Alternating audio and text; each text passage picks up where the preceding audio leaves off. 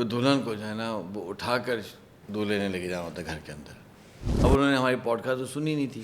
میں ناظرین سے کہنا چاہ رہا تھا کہ بھائی آپ کو اسٹینڈ لینا پڑے گا یار, بہت تکلفات سے گزریں گے, آپ کو پیس دیں گے دنیا, آپ کو معاشرہ پیس دے گا, آپ کو رواج پیس دیں گے, آپ کو شادی کے تہوار پیس دیں گے, آپ کو اسٹینڈ لینا پڑے گا یار. یعنی انہوں نے جو کمٹمنٹ کیا کہ ہم جہاد میں حصہ دیں گے اپنی بیٹی آپ کو دے کر, وہ انہوں نے آخری وقت نبھایا کہ اس بچے کی کڈنیز فیل ہونے والی ہیں, اسے امیڈیٹلی جو ہے نا اسلام آباد رش کریں. تو میں نے کہا ہوگا یہ, اگر میں نے کوئی چھیڑ چھاڑ کی نا انہوں نے آگے میں مارنا ہے, اور ہم کوئی جیمز بانڈ کے تو ہیرو ہیں نہیں. فائنلی ایس ایچ او صاحب نے کہا کہ دیکھیں سلیمان صاحب, میری پوسٹنگ تو ہو گئی بہادر آباد تھانے میں, اب یہاں کے ایس ایچ او بن کے آ گیا, اور میں نے ایک فیصلہ کر لیا. میں کیا کہ اب نا میں نے کسی شریف شخص کو جو ہے نا تنگ نہیں کرنا. جو حضور اکرم صلی اللہ علیہ وسلم کے ویژن والا ہوتا ہے اس کو کہتے ہیں صاحب لولاک. مومن نہیں جو صاحب لولاک نہیں ہے, جو حضور اکرم صلی اللہ علیہ وسلم کا ویژن والا نہیں ہے, وہ مومن نہیں ہے. یہ کہہ رہے ہیں علامہ اقبال, اور دولہا غائب, کچھ نہیں پتا. اب وہ پریشان کہ بندہ کہاں گیا. سب سے بڑا ٹویسٹ آ گیا ان کی لائف میں. تو آپ ایسی خاتون شادی کریں جس کو آپ اٹھا سکیں. السلام علیکم ناظرین, میں ہوں تیسر علی اور آپ دیکھ رہے ہیں سیڈ میڈیا. ہمارا پروگرام راستہ جو میں نے چنا, اس میں سلیمان احمد صاحب کی لائف سٹوری چل رہی ہے. اس کی ایپیسوڈ نمبر 22 میں آپ سب کو اور جناب سلیمان احمد صاحب کو خوش آمدید کہتا ہوں. سلیمان صاحب, ایک سوال ہمارے کومنٹس میں سیکشن میں بہت زیادہ پوچھا جا رہا ہے, اور میں سمجھتا ہوں کہ ناظرین کو اس پہ کلیئرٹی دیتے ہوئے آج کی ایپیسوڈ پہ پھر ہم آگے چلتے ہیں. کہ بہت زیادہ یہ سوال کیا جاتا ہے کہ ہماری ویڈیوز لیٹ ہو جاتی ہیں یا وہ جلدی اپلوڈ کریں, اور ساری اس سے ریلیٹڈ چیزیں. تو اس میں بس آپ کو یہ عرض کرتا چلوں کہ آپ سیڈ کا اور سیڈ میڈیا کا تھوڑا ماڈل سمجھنے کی کوشش کیجئے کہ میں ایک ون مین شو کے ذریعے یہ سارے کام کرنے کی بھرپور کوشش کر رہا ہوں. میں نے 19 سال ایک تحریک کو, ایک مذہبی جماعت کو جوائن کیے رکھا, اور اس کے بعد پھر میں نے ان کو چھوڑ دیا, اور اب اکیلا سیرہ انلائٹنمنٹ ایجوکیشن ڈرائیو, یعنی کہ آپ صلی اللہ علیہ وآلہ وسلم کی سیرہ مبارکہ کو, پوری کی پوری سیرہ مبارکہ کو جب تک ہم سمجھیں گے نہیں اور اس کے بعد پھر اپنے اندر اتاریں گے نہیں, تو ہم اپنے اس بے رحم معاشرے کو اور خود کو نہیں بدل سکتے. یہ ایک میرا ویژن تھا جس کے اوپر میں آج سے 2 سال پہلے کسی جماعت کو سرو کرنے کے بعد, ایک تقریباً 2 ڈیکیڈز ان کو سرو کرنے کے بعد میں جب علیحدہ ہوا تو میں نے یہ فورم شروع کیا. لیکن میری نظر اس کے اوپر بہت رہتی تھی اور دل بھی کڑتا تھا کہ جو میڈیا ہے وہ سارے کا سارے اس وقت لیفٹ ونگ والوں کے اس کے اوپر قبضے میں ہے, اور ہم یہ تو کہتے ہیں فلاں کو نہ سنو, فلاں کو نہ سنو, فلاں کو نہ سنو. اور ایک لیکچر میں زاہد الراشدی صاحب نے, میرا ایک لیکچر تھا اوش یونیورسٹی حویلیہ میں, تو وہاں زاہد الراشدی صاحب مہمان خصوصی تھے, تو انہوں نے اپنی بات کا آغاز اس سے کیا کہ بھئی 80s از اوور, کہ یعنی آپ وہ پرانی چیزیں اب دفن کر دیں کہ اس کو نہ سنو, اس کو نہ سنو. اب وقت کا تقاضا یہ ہے کہ یہ بچہ, یہ ٹین ایجر, یہ میڈیا پہ 8 گھنٹے گزارے گا روز اپنے موبائل پہ.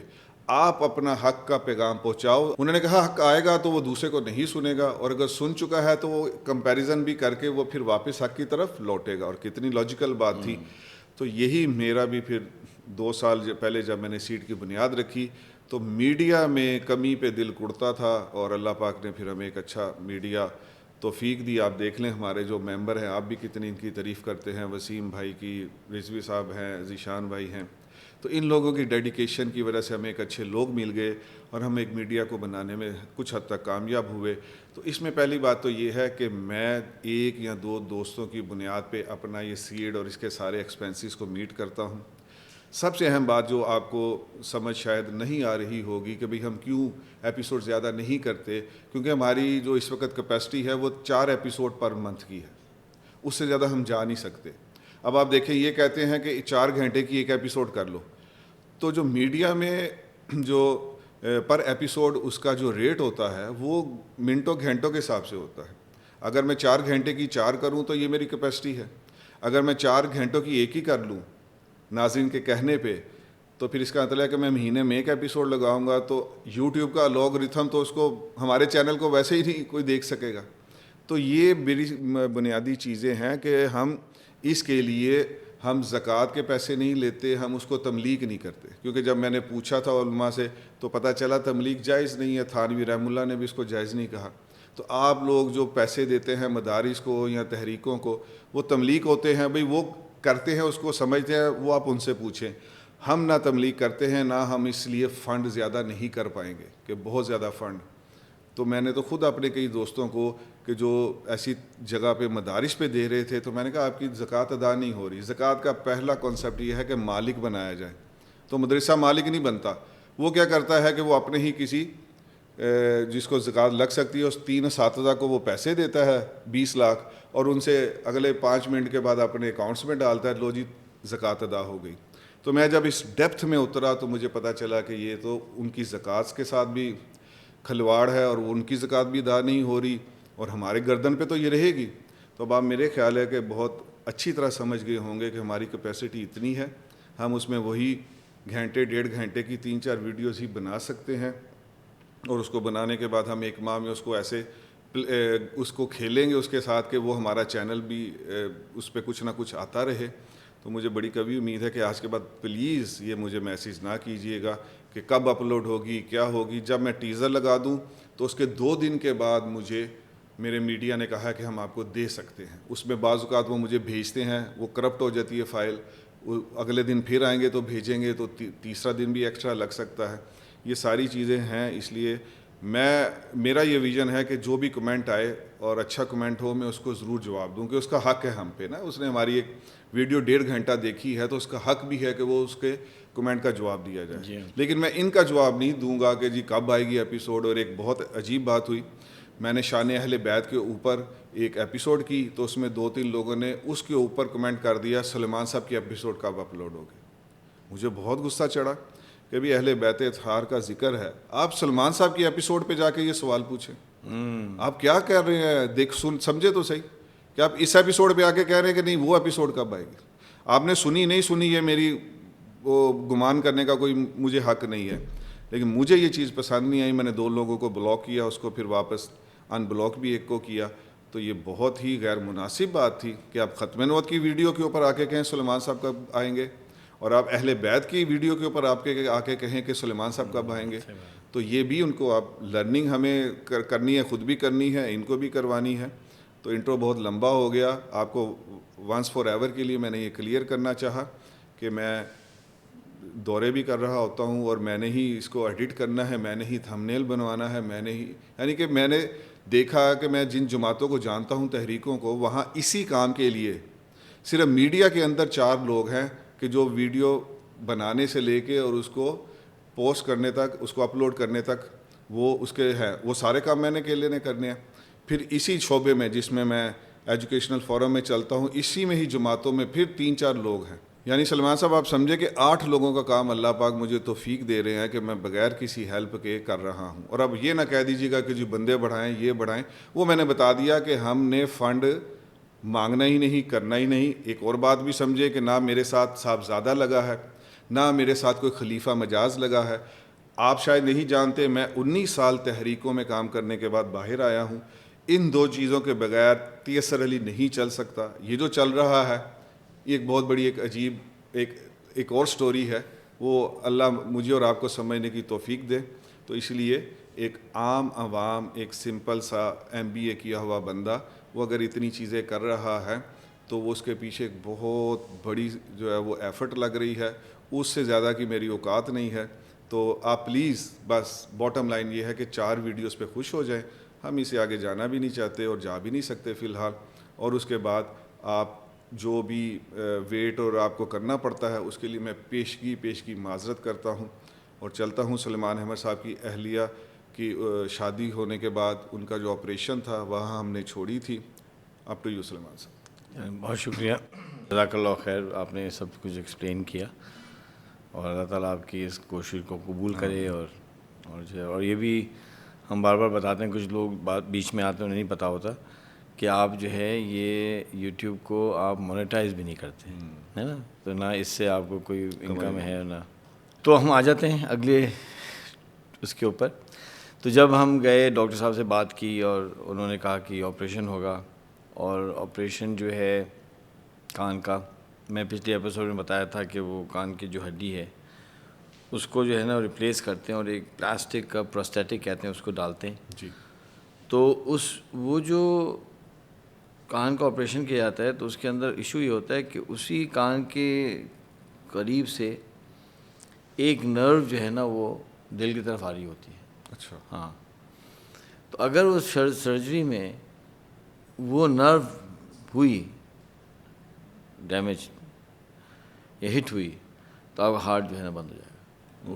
ہاں اس کی تفصیل ہماری ایک بیگم صاحبہ ڈاکٹر ہیں تو وہ اس کی تفصیل مجھے کل بتا رہی تھی کہ وہ ایک نرو ہوتی ہے اس لیے سینسیٹیو ہوتا ہے سرجری. تو ایک رسک تو ڈیتھ کا بھی ہوتا ہے, خیر چلیں کم ہوتا ہے.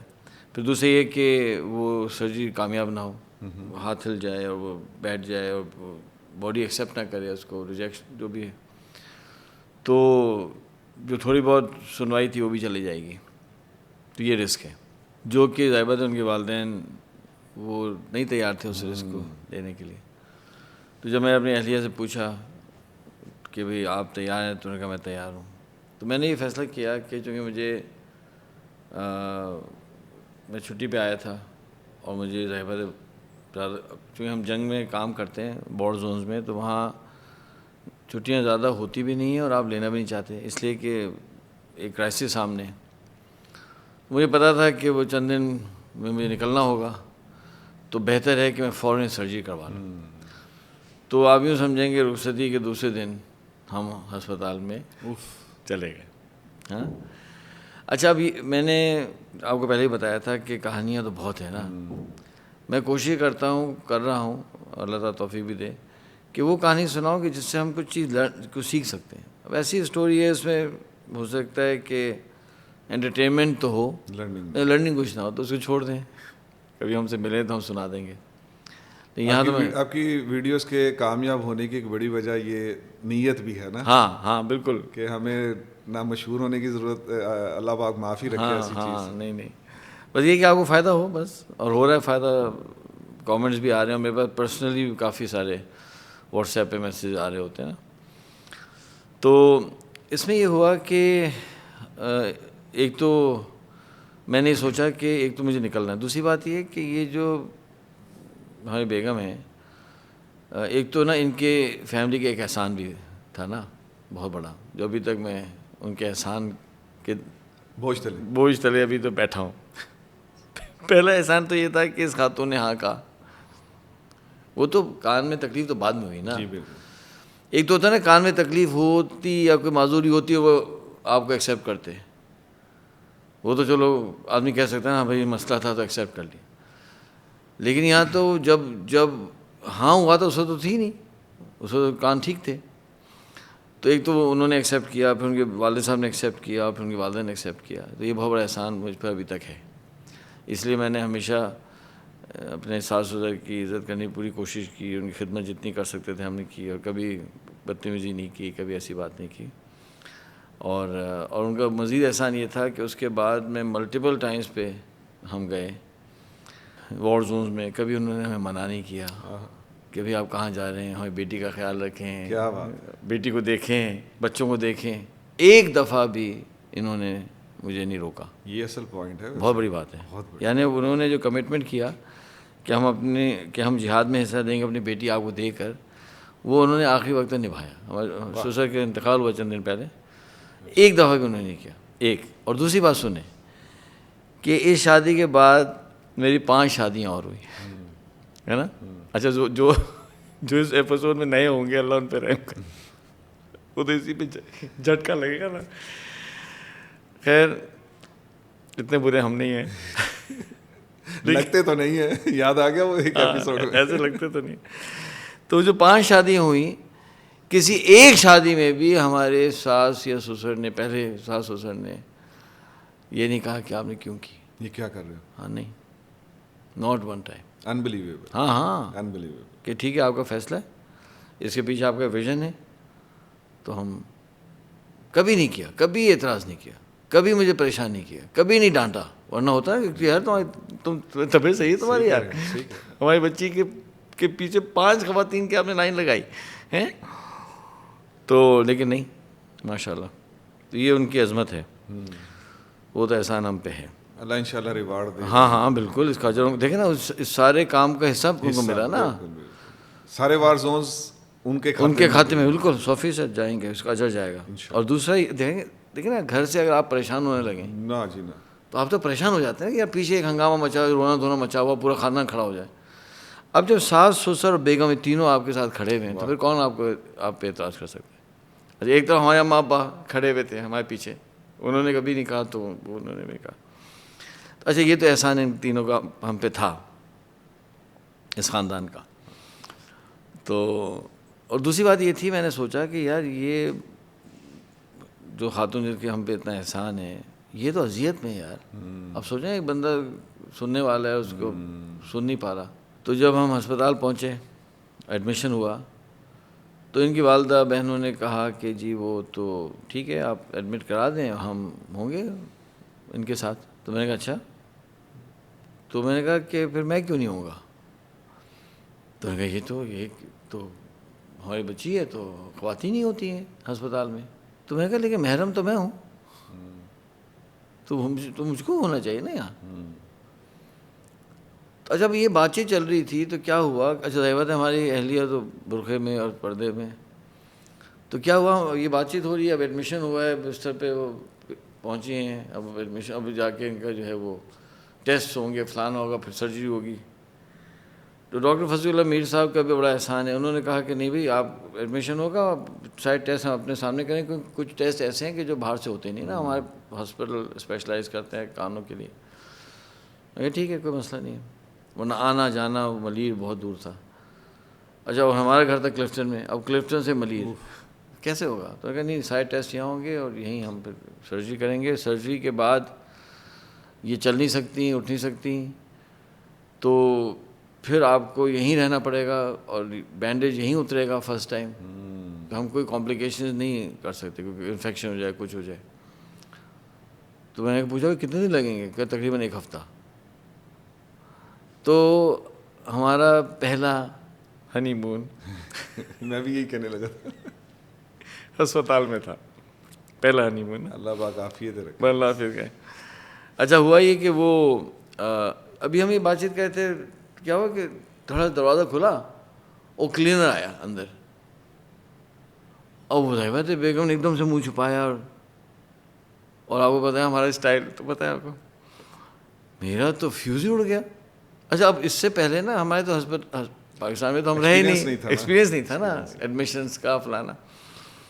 کیونکہ جب میں پاکستان سے نکلا تھا تو میری ایج 21-22 تھی شاید, تو کبھی ایسے ایڈمیشن ہوا نہیں تھا ہمارا, نہ کسی رشتہ دار کے والدین بھی اس وقت کم عمر تھے, اتنے عمر کے نہیں تھے. اور بیچ میں جو ہے وہ ایبٹبا پبلک اسکول میں ہم رہے 5-6 سال, وہ پھر بیچ میں یمن میں رہے, سعودی عربیہ میں رہے, فلپین میں رہے. تو وہ تو میرا پاکستان کا ایکسپیرینس کم تھا. وہ جو بندر آیا ہے میرا تو فیوز ہی اڑ گیا نا. میں یہ کیا کیا تم نے؟ کہ جی. میں کیا جی؟ میں کہا بندر کیسے آئے؟ کہ بھائی کچرا اٹھانے. میں اس طرح سے کچرا اٹھانے آتا ہے کوئی شخص؟ کیا آپ کو نہیں پتا کہ پردہ دار خواتین بھی ہو سکتی ہیں؟ اچھا پھر مجھے بعد میں احساس ہوا کہ اس بجائے کوئی قصور ہی نہیں ہے, اس کا قصور. یہ ایک ٹریجڈی ہے. اللہ تعالیٰ کسی کو توفیق دے کہ وہ اس کو ایز اے ویژن اٹھائے کہ ہمارے ہسپتالوں میں مسلم خواتین ہوتی ہیں, اگر وہ برقع نہیں بھی پہنتی ہے, اگر وہ پردہ نہیں بھی کرتی ہے, اس کا ایک مقام ہے یار. بہت خوب. عورت کا مقام ہے نا, چاہے وہ نان مسلم کیوں نہ ہو. بہت خوب. اگر وہ کرسچن لڑکی بھی ہے تو بھی اس کا ایک عزت ہے, اس کا مقام ہے. بھائی آپ کیسے اس کو جو ہے وائلیٹ کر رہے ہیں؟ آپ کھل کے آگے. میں کہا خبردار یہ پھر نہیں ہونا چاہیے. گھبرا گیا نا میں, اٹھاؤ کچرا جاؤ بھائی, خبردار یہ نہیں ہونا چاہیے. چلو یہ ہوا پہلا ہنگامہ. اب پھر تھوڑی دیر ہم بیٹھے ہوئے تھے, اب یہ بات چیت ہوئی تھی کون یہاں رہے گا. دروازہ کھلتا ہے جی, پھر ایک مرد بندہ چلتا ہوا رہا ہے جی بلڈ لینا ہے. ایک نرس بھی ساتھ آ رہی ہے فار ایگزامپل, اب وہ لے گی کھڑا ہوا. پھر یہ کیا یار؟ میں نے کہا یار آپ لوگوں کو کوئی تمیز ہے؟ کیا ہو گیا صاحب؟ کہ ہم تو ایسے. میں کہا اگر آپ ایسے ہی کرتے ہوں گے تو صحیح نہیں کرتے ہوں گے. پھر میں نے کہا کہ نہیں یار یہ تو, اب میں سمجھ گیا کہ یہ تو پردہ جائے گا. اب خود سوچیں کہ جو 10 کنڈیشنز اب لوگوں نے پڑھ بھی نہیں ہیں, اس میں پہلی اس میں کنڈیشن تھی وہ برقع پردے کی کنڈیشن ہے. اب میں لوگوں کو سمجھاتا ہوں کہ دیکھیں آپ قوام ہیں, اس کا مطلب یہ نہیں ہوتا قوام کا مطلب اللہ قوام کا مطلب حاکم نہیں ہوتا. فرق ہے نا, قوام میں حاکم میں کیا فرق ہے؟ قوام کا مطلب یہ نہیں ہوتا کہ آپ ان کے جو ہے وہ مالک ہیں. آپ قوام ہیں. قوام کا مطلب یہ ہوتا ہے کہ آپ نے اس خاتون کو جو آپ کے نکاح میں آئی ہے, آپ نے اس کی ایمان کی حفاظت آپ نے کرنی ہے, اس کی عزت کی حفاظت آپ نے کی ذمہ داری ہے, اس کی جان کی حفاظت آپ کی ذمہ داری ہے, یعنی اس کی ایموشنل ویل بینگ آپ کی ذمہ داری ہے. ٹھیک ہے ہم نہیں کر پا رہے یہ الگ بات ہے, لیکن ذمہ داری تو سمجھیں نا. اس کے پردے کی حفاظت ہماری ذمہ داری ہے. جب آپ یہ ذمہ داریاں اٹھاتے ہیں, آپ قوام ہوتا ہے قائم کرنے والا, تو اس کی وجہ سے آپ کو یہ اللہ سبحانہ و تعالیٰ رائٹ دیتے ہیں کہ آپ ان پہ حکمرانی کر سکیں, یا آپ ان کو جو ہے کوئی آرڈر کر سکیں اور یہ آپ کی اطاعت کریں. ایک پروسیس سسٹم ہے نا, سسٹم ہے بیسیکلی. بس یہ سمجھ لیا کہ شادی ہو گئی تو اب انڈر مائی, ہاں انڈر ہینڈ تو آ گئی, لیکن اس کے ساتھ ذمہ داری بھی ساتھ آئی ہے نا, سسٹم کے ساتھ آئی ہے نا. سسٹم نہیں آتا. اب میں نے اسی کو سمجھ لیا پہلے دن ہی کہ یہ جو خواتین بیٹھی ہیں نا, ان کی اماں بہن, یہ تو نہیں الجھ سکتی. پھر آپ کیا ایکسپیکٹ کریں گے خاتون جا کے جھگڑا کرے؟ کم آن, تو کون الجھے گا؟ آپ اس کا مہینہ بھی ہوگا نا کھڑا ہوگا. اب بھائی ان کے جو ہے بیچارے عمر میں کم تھے اور وہ ان میرڈ سے لڑکا تھا, تو اس لڑکے سے آپ کیا ایکسپیکٹ کریں گے؟ سمجھے نا. تو میں نے کہا نہیں بھائی نہیں, میں ہی ٹھہروں گا بھائی, کیونکہ یہ تو اڑا دیں گے. تو میں نے کیا کیا, جا کے پہلے تو میں نے بلایا لوگوں کو جو اٹینڈنس آئے تھے, میں نے کہا دیکھو سن لو میرا, سب کو بتا دو یہاں اس کمرے میں اگر آپ نوک کیے بغیر آئے, میں یہ نہیں کہہ بھائی کسی مرد کو آنا پڑے گا, بھائی سویپر ہی اٹھائے گا کچرا, تو یار آپ اتنا تو موقع دے دیں کہ وہ چہرہ ڈھانپ لے اور وہ پراپر بیٹھ جائے پیشنٹ. میں کہا اگر کوئی کمرے میں آیا نا پھر دیکھو کیا ہوتا ہے. تو میں نے تو وہاں جو ہے اعلان جنگ کر دیا. اب کیا کریں یار ہماری زندگی, میں کہتا ہوں کہ وہ جنگوں کا نام ہے. اچھا اب وہ خبر پھیل گئی کہ یار وہ جو ہے نا بہت ہی خطرناک. ہاں وہ مجھے کامنٹ آیا کہ آپ نے اتنی سختی کی وہاں نا شادی میں, ایک کامنٹ آیا اتنی سختی نہیں کرنی چاہیے اور آپ نے جو ہے لوگوں کو ڈس رسپیکٹ کر دیا. تو یہ جو ہے نا میں مسکرایا پڑھ کے, میں بھی مسکرایا. یہ تو یعنی کہتے ہیں جن کا ایکسپیرینس نہیں ہوتا, ان ایکسپیرینس کوئی شخص کی بات کر رہا ہے. جی بالکل. آپ ہماری شوز میں آئیں اور یہ جو غلط رواجوں کے ساتھ آپ جو نرمی سے کریں, ہوگا نرمی سے حل مسئلہ. بھئی کہیں تو سختی کرنی پڑتی ہے نا یار. اگر آپ اسٹینڈ نہیں لیں گے تو اڑا دیں گے آپ کو یہ رواج. میں بتا رہا ہوں آپ کو, جو لوگ یہ سمجھتے ہیں کہ پیار محبت, دیکھیں پیار محبت کی ایک جگہ ہوتی ہے اور کہیں سختی کی بھی ایک جگہ ہوتی ہے نا. آپ پیار محبت سے کر لیں گے کام سارا. میں نے جب یہ کمنٹ پڑھا تو پتہ کدھر گیا میں. ہاں میری ایک ہی ہمشیرہ ہے, ان کی شادی پہ میری اپنی والدہ کے ساتھ اس کے اوپر اتنی دیر تک رہی, تو جس خاتون نے کمنٹ کیا نا تو میں نے کہا اوہو یہ کبھی اس سچویشن سے گزری نہیں ہے نا, کیونکہ میں نے جو جنگ لڑی اپنی والدہ کے ساتھ تو میں نے آخر میں یہ گیو اپ کیا کہ میں اپنے گشت پہ چلا گیا. میری والدہ نے کہا ہماری ناک کٹ جائے گی. میں انہوں نے کہا ساری زندگی لوگوں کو کھادا ہے تو ان تو کہہ رہے ہیں کہ انہوں نے روٹی نہ کھوائیے برات. میں نے کہا بس مسجد میں نکاح ہوگا بس ختم. تو آپ سمجھ رہے ہیں نہیں ساری زندگی جو کھایا ہے ہم نے, تو اب لوگوں سے باتیں سن لیں. یہ کہہ کے میری والدہ جو ہیں وہ اپنے اس فیصلے سے نہیں ٹلی. تو میں نے سمجھا کہ اس خاتون, یہ جو خاتون کمنٹ کر رہی ہوں, یہ والی بات, یہ اس حالات سے گزرتے نہیں ہیں تو بس جیسے کمنٹ کر دیا. ٹھیک ہے, اگر انہوں نے یہ جنگ اس طرح لڑی ہوتی تو ان کو پتہ چلتا ان کا سگا باپ, ان کے گھر کے سارے بلڈ ریلیشن والے وہ یہ ناک کٹنے والی طرف ہوتے اور وہ اکیلی کھڑی. ہاں دیکھیں میں اپنی شادی پہ بھی میرے ساتھ یہی ہوا, میری ہمشیرہ کی شادی پہ بھی یہی ہوا, تو یہ تو ختم ہی نہیں ہوتی. نہیں اب کرنا پڑے گا. دیکھیں اگر کوئی کہے کہ نہیں جی آپ ان کو اچھے طریقے سے سمجھائیں, میں ان کی تربیت کرنے کے لیے تیار ہوں, چلیں, لیکن تربیت ہوتے ہوتے میری بیگم کا تو گیا نا کام خراب, اس کا پردہ تو کیا نا ڈیمیج ہو گیا. لیکن سمجھانے کے بعد بھی تو ایک ڈیڈ لاک آتا ہے نا, جیسے میں نے کہا میری والدہ کے ساتھ آیا, میری اپنی شادی پہ بھی آیا, تو اس ڈیڈ لاک پہ پھر میں نے کیا کیا کہ نہیں بس اللہ کا حکم. اب جب آپ اس سچویشن پہ آئیں گے تو پھر یہی کرنا پڑتا ہے, اس کے علاوہ نہیں چلتا کام. تو وہ جو ہے آپ نے اعلان ہو گیا. اچھا اب وہ خبر پھیل گئی کہ بھائی اس کمرے میں کوئی خطرناک جن ہے, اس سے جائیں گے تو یہ آپ کو لپٹ جائے گا. تو شکر ہے وہ احتیاط ہونا شروع ہوئی. اس کے باوجود بھی کبھی کبھی وائلیشن ہو جاتی تھی, کوئی نیا آیا بندہ اس نے کھولنے کی کوشش کی. پہلے تو یہ ہوا کام, تو وہ مثال دیتا ہوں سمجھانے کے لیے کہ سختی جو لوگ کہتے ہیں نہیں ہونی چاہیے تھی اور آپ نے بہت سختی کی اور آپ بہت ایکسٹریمسٹ ہیں. بھائی آپ اس سچویشن میں آئے نا, پھر پتہ چلے گا آپ کو. اگر آپ نے سختی نہیں کی تو ہوگا نہیں کام, اور جو ڈیمیج ہوگا پوری زندگی کا ڈیمیج ہے. یعنی خدا نہ خواستہ میری شادی پہ میں یہ اصول نہ امپلیمنٹ کرتا تو آج میں کیا اس طرح سے بات کر سکتا تھا؟ کیا اتنی ساری شادیوں کو جو ہم نے اللہ کے فضل سے ان کو سمجھایا وہ لوگ مان گئے اور یہ خرافات سے ہٹ گئے اور پیسے بچ گئے, سب ہوا, تو وہ ہو سکتا تھا کیا؟ نو وے. لیکن ٹھیک ہے, کہتے ہیں نا کہ یہ مت دیکھو کون کہہ رہا ہے, یہ دیکھو کیا کہہ رہا ہے. چلو ٹھیک ہے, بات کی اپنی وزن ہوتا ہے, لیکن اگر آپ کے پیچھے اس کا کردار نہیں ہوگا اس کا اثر اتنا ہوتا ہی نہیں ہے. ہاں اللہ سبحانہ تعالیٰ چاہے تو بغیر کردار کے بھی اثر ہو سکتا ہے. اب ہمیں بہت سی خامیاں ہیں, ان خامیوں کے بغیر بھی لوگوں کو فائدہ ہو تو رہا ہے نا. لیکن اس کا مطلب یہ تھوڑی کہ آپ بالکل ہی کوئی کوشش نہ کریں کہ پیچھے کردار ہو. سختی کرنی پڑے گی. اب ایک دفعہ کیا ہوا, مثال دیتا ہوں. ہوا یہ کہ جناب وہ ہماری ایک اہلیہ نے کہا دیکھیں مجھے نا آپ ٹائم نہیں دے پا رہے, اب تو ٹائم دے. میں کہتے کام کرتے ہیں, ابھی نا ہماری GHQ میں ٹریننگ ہے, ٹھیک ہے. اب آرمی آفیسرز کے ایک بڑی اچھی چیز ہوتی ہے کہ بھائی وہ ایک ٹائم پہ آتے ہیں اور ٹائم پہ چلے جاتے ہیں. ٹریننگ ختم ہو جائے گی 5 بجے, تو اب وہاں اسلام آباد میں کوئی ہے ہی نہیں, ہوگا ہی نہیں میرا کوئی کمٹمنٹ, تو میں آپ کو ایوننگ دے دیا کروں. تو آپ کو جو ہے 5 دن کی ٹریننگ ہے اور آپ کو 5 دن ایوننگس آپ کو ہم کھانے پہ بھی لے کے جا سکتے ہیں, آپ کو گھمانے لے. ہاں ٹھیک ہے, گاڑی تو ہوگی ہمارے پاس. یہ کیا کیا انہوں نے لیا ہے بیگم صاحبہ کو. اب ہوا کیا کہ جب ٹریننگ کمپلیٹ ہوئی تو کچھ آفیسر آ گئے میرے پاس کہ سر ہمیں آپ سے کچھ بات کرنی ہے.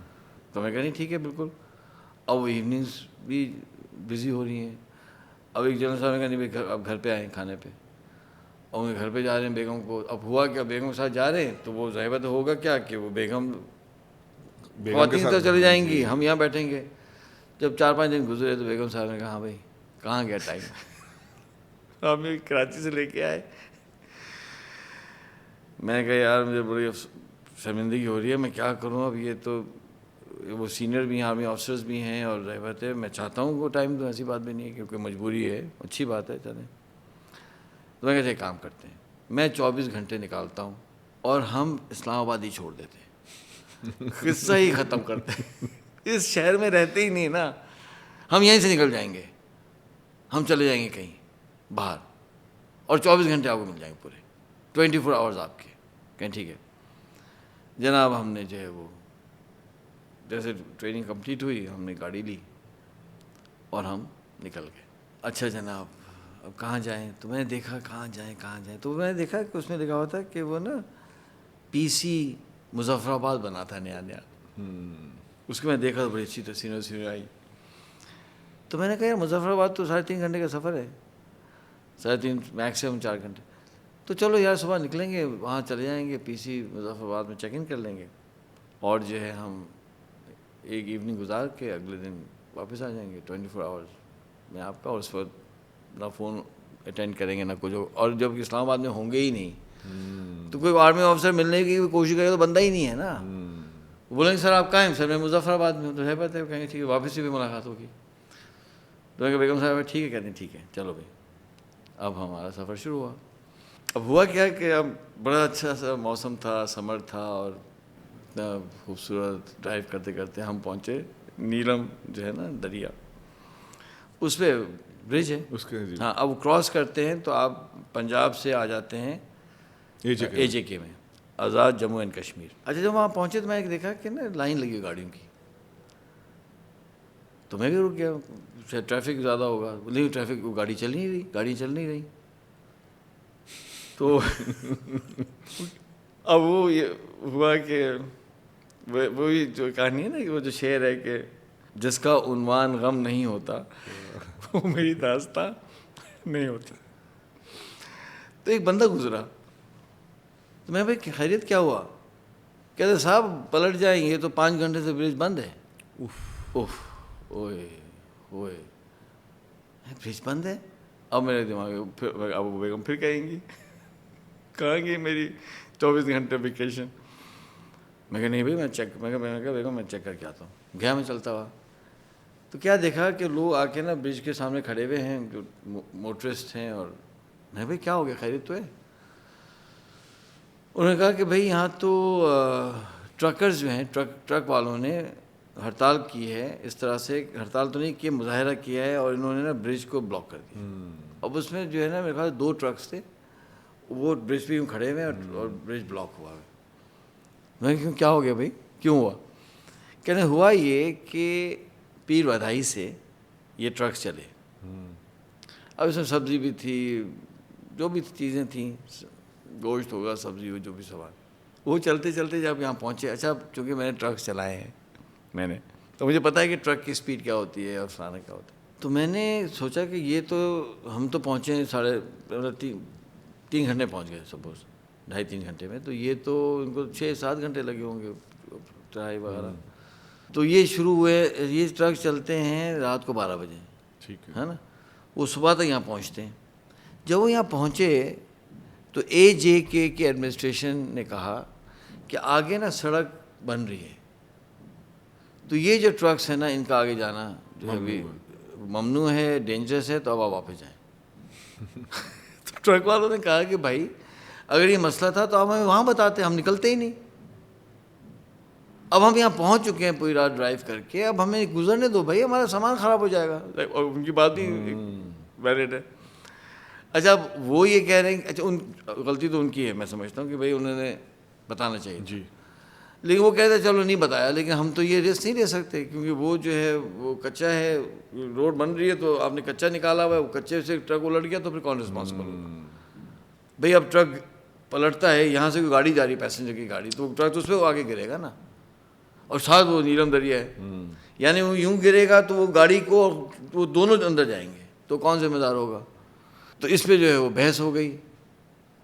تو ٹرکر ایسوسیشن والوں نے کہا کہ بلاک کرو اس کو نا, تو انہوں نے بلاک کر دیا. اب وہ جو ہے وہ ان کے وہ ہو رہے ہیں کیا کہ مذاکرات ہو رہے ہیں, کہیں پہنچ نہیں رہے. یہ ٹرکس واپس لے کے جانے کے لیے تیار نہیں ہیں, اور AJK والے کہیں گے ہم نہیں گزرنے دیں گے. ٹرکرز نے کہا کہ دیکھیں ایک کام کریں, ہم اپنی ذمہ داری پہ لے جائیں گے, ایکسیڈنٹ ہوا ہماری ذمہ داری. ان کا نہیں بھی آپ کی ذمہ داری پہ ہم کیوں چھوڑیں آپ کو. اب ہوا یہ تھا کہ وہاں کمشنر آئے ہوئے تھے, ان کے ساتھ کچھ پولیس کے لوگ تھے, وہ اس طرف کمشنر ہیں, پولیس والے ہیں, اور ٹرکر ایسوسیشن کا جو اس علاقے کا چیئرمین تھا وہ بندہ بھی موجود تھا. اب سب وہاں بھی ٹریفک بلاک ہے, یہاں بھی ٹریفک بلاک ہے, اور یہ 5 گھنٹے سے ٹریفک بلاک ہے. میں نے کہا یا اللہ, اب مجھے بار بار یہ خیال آ رہا ہے اب میرا کیا ہوگا بھائی. اچھا, تو میں نے ان سے پوچھا یہ بتائیں کہ آگے کوئی اور بریجز نہیں ہیں کیا؟ کہتے ہیں ہاں 2 برج اور بھی ہیں. تو میں ٹھیک ہے وہاں سے چلے جائیں گے. تو کہا نہیں, 3 برج بلاک ہیں. یہ ٹرکرز نے 3 برج بلاک کیے ہیں پریشر ڈالنے.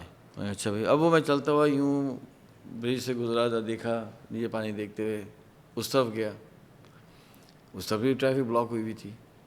اب ہوا کیا کہ جب اب اس میں لگے ہوں گے 5-7 منٹ ہی لگے. اب میں یوں جب وہاں سے آنے لگا تو ایک ضعیف سی خاتون آئی میرے پاس نا, کہ مولوی صاحب کا یا صوفی صاحب کچھ, مولوی صاحب میں کیا, جلدی آؤ دیکھو ایک بچہ بیمار ہے. اب پتہ نہیں اس کو ہم ہی نظر آئے, ہم گئے تو دیکھا کہ ہائیس تھی, ٹویوٹا ہائیس کھڑی ہوئی تھی, اس کے اندر ایک ینگ سی لڑکی تھی, اور سمجھ گیا میں کو گاؤں کی لڑکی تھی, اور وہ چادر اس نے اوڑھی ہوئی تھی, اس کی گود میں بچہ تھا, سمجھے نا. اور سب گرمی پسینہ لوگ ہو رہے ہیں, اور اس نے نا کہا کہ بچہ بیمار ہے, تو اس نے نا مجھے پکڑا دیا. اس کے نا کچھ کاغذات تھے, کوئی لیب کے ٹیسٹ ریزلٹس وغیرہ تھے. میں نے دیکھا اس کو, اسے پتہ کیا لکھا ہوا تھا؟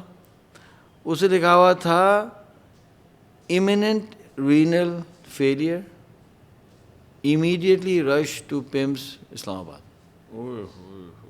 کہ اس بچے کی کڈنیز فیل ہونے والی ہیں, اسے امیڈیٹلی جو ہے نا اسلام آباد رش کریں.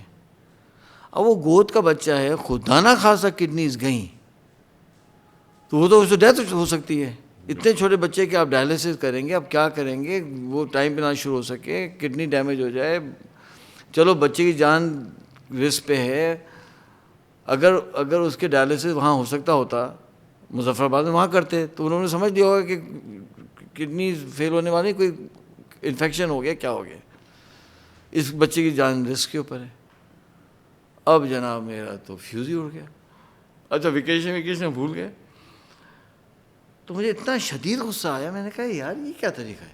بھائی آپ کا اپنا آپس کا جھگڑا ہے, آپ کریں جو جھگڑا کرنا ہے, ٹرک والوں کو پکڑ کے جیل میں ڈالو یا آپ خود کسی کو کرو, کچھ کرو, کسی اور ٹرک میں لے کے جاؤ, کچھ سالو کرو, لیکن آپ پبلک کو آپ نے روک دیا. اب یہ وہ پوائنٹ ہے جو میں جس خاتون نے جس نے بھی کہا چلیں اللہ ان کو جزائے خیر دے کہ ان کے اس میسیج کی وجہ سے یہ کہانی باہر آ گئی. تو اب میں نے سوچا کہ نہیں بھائی اب تو خاموشی کا ٹائم نہیں ہے, اب کیا کسی چیز کا ٹائم ہے سختی کا. میں آیا چلتا ہوا, اب برج پہ بھی لوگ ہیں, ٹرکرز کھڑے ہوئے ہیں فلانا. تو ہمارے اساتذہ سے ہم نے سیکھا ہے, اس پہ بھی بات کروں گا کہ اساتذہ کا کیسے ہونا چاہیے, کیسے سلیکشن ہونی چاہیے, ہر کسی کا استاد ہونا چاہیے. میں نے یہ سیکھا کہ اگر آپ نے کوئی کہیں جو ہے نا کرنا ہے نا چھیڑ چھاڑ یا جس کو ہم کہتے ہیں کراچی کے سلینگ میں پنگا لینا ہے,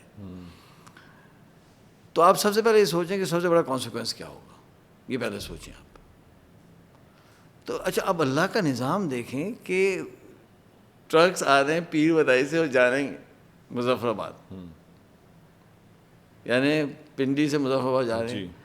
لیکن ٹرکر کون ہے, وہ ڈرائیورز کون ہے پتہ ہے آپ کو؟ وہ ہماری سوسائٹی سارے وزیرستان کے اور جو ہے نا وہ جو ہے دیر چترال کے, مطلب وہ سب پشتون. تو میں نے کہا ہوگا یہ اگر میں نے کوئی چھیڑ چھاڑ کی نا انہوں نے آگے میں مارنا ہے, اور ہم کوئی جیمز بانڈ کے تو ہیرو ہیں نہیں کہ دو چار مکے بھی کھائیں گے تو بھی بھاگتے رہیں گے.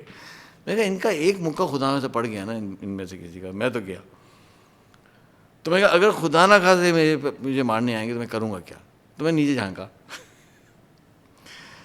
تو میں نے اندازہ لگا لیا کہ جو نیچے دریا ہے نا یہ ڈیپ ہے, کلر سے آپ پہچان لیتے ہیں نا, اور آپ کو پتا ہے ہمارا سوئمنگ کا شوق تو پتہ ہے آپ کو. تو میں کہا بھائی اگر خدا نہ خواستہ کچھ ہوا نا میں تو کود جانا ہے, دریا نیلم, ہاں دریا میں کود جائیں گے. اچھا اب دو چیزیں ہوں گی, اگر خدا نہ خواستہ کوئی پتھر ہوا اور جا کے میں لگا پتھر پہ, پھر تو ہم گئے. تو میں کہا ٹھیک ہے ایک جان بچانے کے لیے مارے جائیں گے تو شہادت ہو جائے گی, تو ٹھیک ہے یار شہادت تو جگہوں میں وہ جاتے ہی تھے نا, وہاں نہیں ہوئی تو یہاں ہو جائے گی, فرق کیا پڑا, شہید ہو جائیں گے نا. اور اگر تو پتھر وتھر نہیں ہے نیچے تو پھر تو الحمدللہ ہم سوئمنگ کر لیں, سوئم کر نکل جائیں گے, وہ اتنا مشکل نہیں ہے, وہ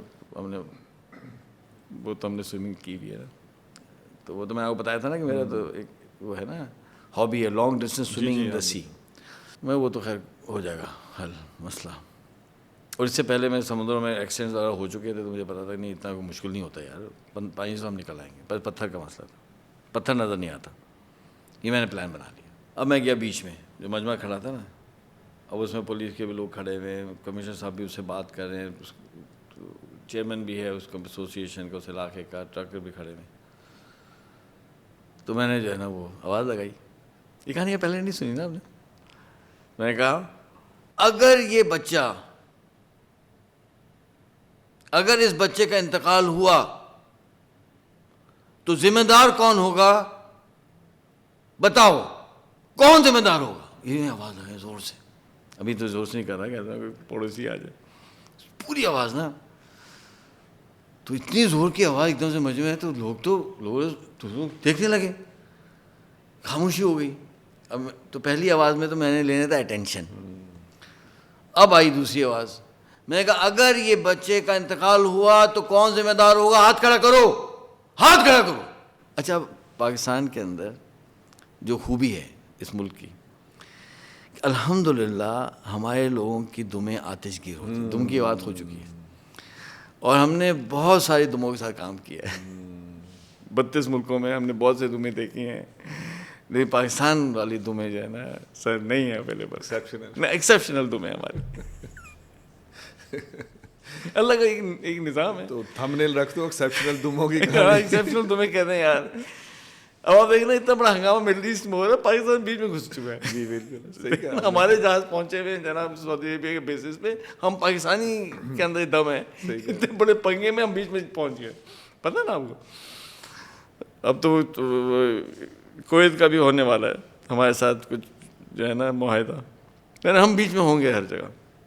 اس لیے میں نے دیکھا دنیا میں کہیں جنگ ہوگی نا مسلمانوں کی کسی کے ساتھ, پاکستانی بیچ میں ضرور کہیں سے ہوں گے.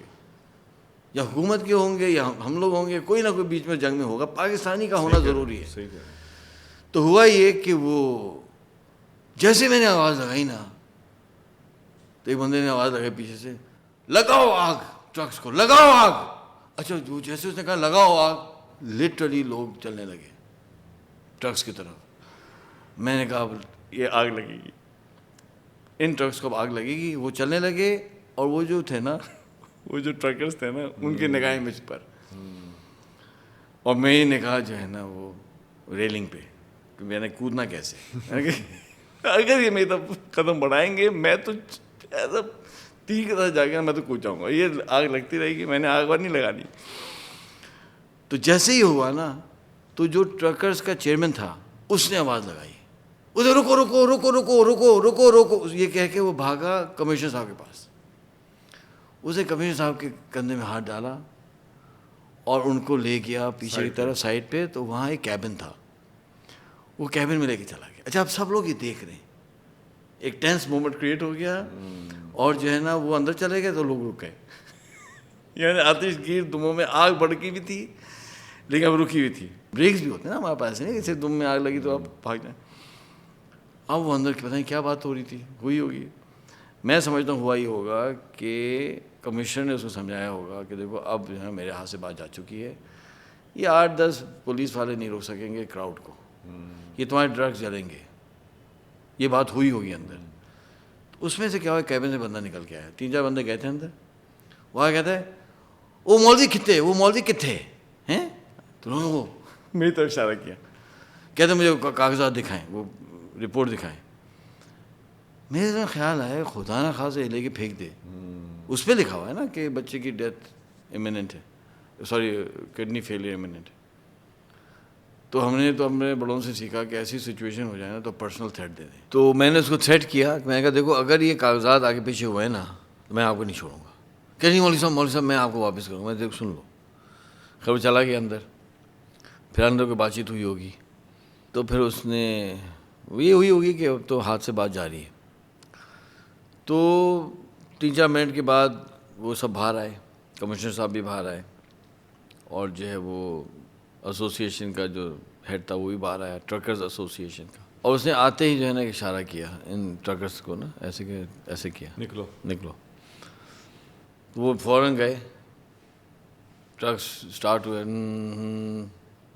اور پھر ٹرکس ریورس ہوئے. اب دیکھیں پاکستان والوں کی خوبی کہ اب سب کو پتہ چل گیا تھا کہ کوئی بچہ ہے اس طرف جس کو ضرورت ہے. تو آپ کو پتہ ٹریفک نہیں چلی. ہم کہتے ہیں نا ہم بالکل ہی جاہل, اتنے بھی نہیں ہیں جاہل جتنے ہم سمجھتے ہیں ہم جاہل ہیں. یار ٹریفک نہیں چلی. سب سے پہلے لوگوں نے اس ہائیس کو نکالا, سب سے پہلے. اور وہ یوں نکلی ہے اور ایک دم سے وہ گزر گئی نا تیزی سے. وہ ہائیس نکلی, پھر وہاں سے ٹریفک شروع ہوئی اور یہاں سے ٹریفک شروع ہوئی. برج کھل گیا. اب میں تیز سے گیا کہ ہماری گاڑی بیچ میں لائن میں تھی نا, میں جلدی جلدی گیا, گاڑی میں بیٹھا, اسٹارٹ کی اور شروع ہو گئے. اللہ کے فضل سے یہ برج کھل گیا. اب جو میں ناظرین سے کہنا چاہتا ہوں کہ آپ مجھے بتائیے یار کہ یہ سختی نہ کرتے, یہ برج کھلنا تھا. اب میں یہ سوچتا ہوں کہ یار یہ بچہ بچ گیا ہوگا, اللہ کرے. اب ہمیں یہ بھی نہیں پتا کون سا بچہ تھا, کون تھا. اس بات کو بھی اتنے سال ہو چکے ہیں, کم از کم 15 سال ہو چکے ہیں. وہ بچہ 16-17 سال کا ہوگا, شاید 15-16 سال کا ہوگا, تو اس کو بھی نہیں پتا. لیکن اللہ کو تو پتہ ہے. ہو سکتا ہے یہ ہماری مغفرت کا سامان ہو جائے, بالکل ممکن ہے نا. تو اچھا اب جب گاڑی چلنے لگی اب بیگم صاحب پوچھا کہ کیا ہوا. میں نے کہا وہ برج بند تھا, 5 گھنٹے سے کھل گیا. کھل گیا کیسے؟ میں نے کہا وہ ان کے آپس میں بحث تھی, وہ ختم ہو گئی تو برج کھول دیا. نہیں نہیں نہیں نہیں نہیں, ایسے کیسے برج کھلا؟ میں نے کہا ابھی برج کھل گیا یار, اب چھوڑو یہ باتیں بھائی, اب چلیں, اب راستہ کھل گیا, اب جا رہے ہیں ہم مظفر آباد, PC مظفر آباد. نہیں خواتین کو آپ کو پتہ ہے ایک عادت ہوتی ہے, نہیں آپ بتائیں. یہ ہو نہیں سکتا کہ آپ کے اس میں کچھ جو ہے نا آپ کا کردار نہ ہو. میں کہا دیکھو ہر بات پوچھنے والی نہیں ہوتی یار, چھوڑ دینا. ایک جھگڑا تھا, ختم ہو گیا. نہیں مجھے بتائیں. جب اتنا زیادہ انہوں نے بحث کی, میں کہا بھائی یہ ہوا, کیا مطلب؟ میں کیا اگر وہ نہیں ہوتا اور وہ پیچھے آپ کے آتے تو آپ کیا کرتے؟ میں کہا تو تھا چھلانگ لگا دیتے. اور پتھر ہوتا تو میں کہا بھائی کو میں پہلی بات یہ کہ ٹینشن نہیں لو. میں کہا کہ پتھر ہوتا تو ایک تو نہیں ہوتا, چلو اللہ کرے, تو ہوتا یہ کہ تقریباً 2-4 کلومیٹر آگے تک میں نکل آتا, ٹھیک ہے نا. وہاں سے میں چلتا ہوا آتا اور ہم وہاں بھی چلے جاتے, کہیں اور چلے جاتے. نہیں وہ تو ٹھیک ہے کہیں اور چلے جاتے. یہ بتائیں کہ پتھر ہوتا تو کیا ہوتا؟ میں کہا پتھر ہوتا تو یہ ہوتا کہ ہم نہیں نکلتے. تو میں کہا آپ کرتی ہیں کہ جو جا رہی ہیں ہائیسز اس میں چلی جاتی, اسلام آباد جا کے کہہ دیتی گاڑی وہاں کھڑی ہوئی ہے, کوئی آگے گاڑی بھی لے لیتا, اور ہم نے جو 1-2 دن میں نکل ہی آنا تھا. زندہ یا مردہ؟ نہیں زندہ نہیں, پتھر پہ تو مردہ ہی نکلنا تھا نا. پتھر پہ آپ لگیں گے تو آپ گئے Obviously. ہاں, اور پھر نہیں بھائی اگر آپ کے پاؤں بھی ٹوٹ جائے تو آپ تیر ہی نہیں سکتے نا. وہ شوق ہوتا ہے, سب ہوتا ہے. پتھر پہ لگے اتنے آپ جیمز بانڈ نہیں ہے کہ آپ پتھر پہ گریں گے اور پھر نکل جائیں گے. پتھر کا مطلب گئے. تو پھر میں کہا کچھ نہیں ہوتا نا, ٹینشن مت لو, آپ نکل ہی آتے ہیں ہم. تو یہاں آپ نے فاتحہ کر کے اسلام آباد میں دفنا دینا تھا بس. اس میں سمپل. ہاں سمپل. اس میں اتنا زیادہ پریشان ہونے کی کیا بات ہے؟ نہیں آپ نے اگلی دفعہ ایسا نہیں کرنا. میں کہ نہیں دیکھو بھائی یہ کام یہ نہیں کام کیوں نہیں کرنا بھائی, یہ کیسے نہیں ہو سکتا بھائی, یہ ہو رہا ہے یہ نہیں ہوگا. اس ایک اور لیسن کیا ہے؟ لیسن یہ ہے کہ لوگ تیار ہیں, آواز لگانے والا ہونا چاہیے. آپ مجھے آپشن دینا کہ آپ نے کرنا ہے کوئی دین کا کام, جو ہم کوشش کریں تھوڑا دین کا کام کرنے کی کوشش کر رہے ہیں. کون سے ملک سب سے آئیڈیل ہے دنیا میں؟ میں اس لیے یہ نہیں کہہ رہا کہ میں پاکستان سے ہوں, میں آپ کو ایکسپیرینس بتاتا ہوں کہ جو سب سے بیسٹ ملک ہے نا کوئی کام کرنے کے لیے بڑا دین کے لیے, وہ پاکستان. جی بالکل ایسے. آپ کا پاکستان جیسے لوگ نہیں ملیں گے. بالکل ایسے. 6 سسرال ملیں گے آپ کو جو اس طرح کے پروفائل کو دیکھ کر اپنی بیٹیاں دے دیں. کہاں سے ملیں گے؟ کون سا ملک کھڑا کریں ذرا ملک؟ ایک شادی نہیں ہوتی. تو یہ ایک کہانی بیچ میں آ گئی, سوری. وہ یہ تھا کہ بھائی آپ کو کہیں اسٹینڈ لینا پڑے گا. چیخنا, اب آپ بولیں نہیں جی آپ نے تو بڑا ڈس رسپیکٹ کر دیا ان لوگوں کو, آپ نے تو بڑا جو ہے تشدد کیا, آپ نے تو بڑے ایکسٹریمسٹ تھے. بھائی اس کے بغیر وہ بچہ چلا جاتا ہاتھ سے یار. پیار سے سمجھنا ہوتا ہے. یہ 5 گھنٹے پہلے خود نہیں ختم کر سکتے تھے مسئلہ اپنا, کسی کو تو آگے بیچ میں ہنگامہ کرنا پڑے گا نا, ایسا تھوڑی ہوتا کام. تو بیک ٹو آپریشن تھیٹر. ایک دفعہ کیا ہوا, اب دیکھیں اب کہانی آ رہی, سن لیں یار, پتہ نہیں پھر زندگی رہ نہ رہے, سن لیں یار. ہوا یہ کہ ایک دفعہ میں فلائی کر رہا تھا کراچی سے اسلام آباد, تو میں آیا تو میری سیٹ پہ نا ایک بڑا ویل بلڈ ٹال سے ایک صاحب بیٹھے تھے. رائٹ. تو میں نے کہا کہ السلام علیکم. وعلیکم السلام. تو میں نے کہا آرم فورسز سے ہیں؟ کہتے نہیں میں پولیس سے ہوں, سندھ پولیس سے ہوں. تو اب آپ کو ہمارا تو پتہ ہے کہ ہم نے دوستی کرنی ہوتی ہے. دوستی کی تو پتہ چلا کہ جی میں SHO ہوں لیاری کا. واہ. میں نے کہا پکڑو یار, لیاری کا SHO. تو ہم نے دوستی کی, سب کچھ ہوا. تو میں نے ان سے کہا کہ یار ہماری تو ورک شاپس ہوتی ہیں, تو آپ ہمارے ورک شاپ میں کیوں نہیں آتے؟ ایک ہوتی ہے اسٹریٹجک ویژن ورک شاپ بھی ہوتی ہے, ٹائم مینجمنٹ ورک شاپ بھی ہوتی ہے. اب تو ٹائم لینڈر سے یمین صاحب زیادہ پڑھاتے ہیں, اس وقت میں بھی پڑھاتا تھا. تو انہوں نے مجھ سے کہا کہ وہ تو ہمارے پاس تو ڈپارٹمنٹ کے پاس اتنے پیسے تو نہیں ہوتے ہم آپ کی فیس دیں. میں نے کہا SHO صاحب آپ سے فیس مانگی کس نے؟ کیا مطلب؟ میں کہا وہ تو ہم اسپانسر کریں گے.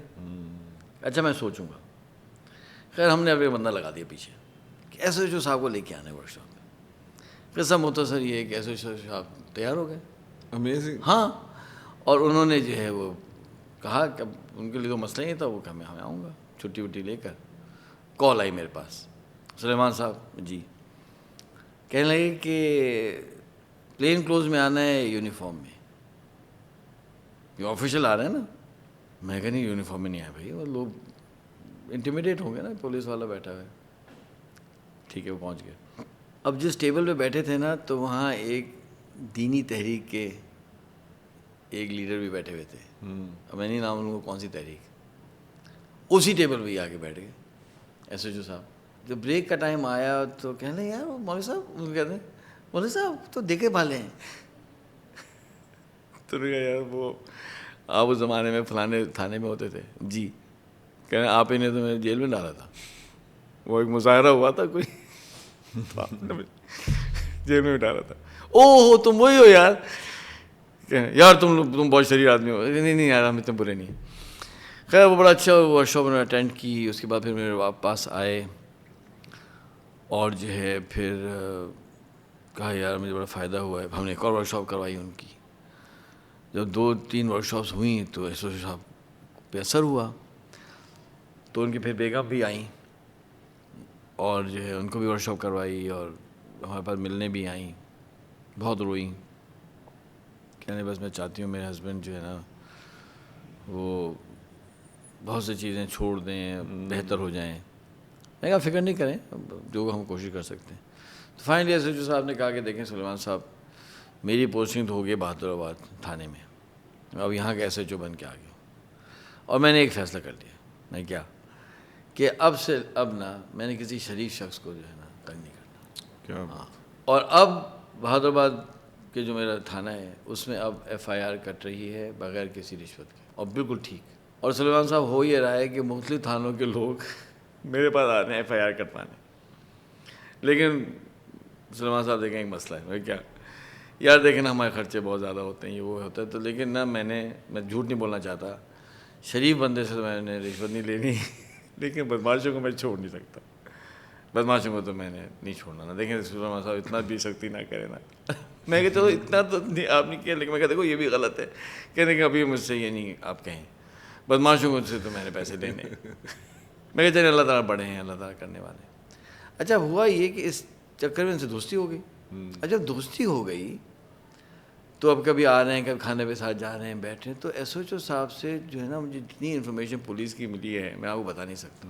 سب بتانا شروع کیا کہ کیا ہوتا ہے, فلانا ہوتا ہے. کہنے لگے کہ یار کیا بتائیں آپ کو, ہر تھانے کی تو ایک پرائس ہوتی ہے, تھانے بکتے ہیں.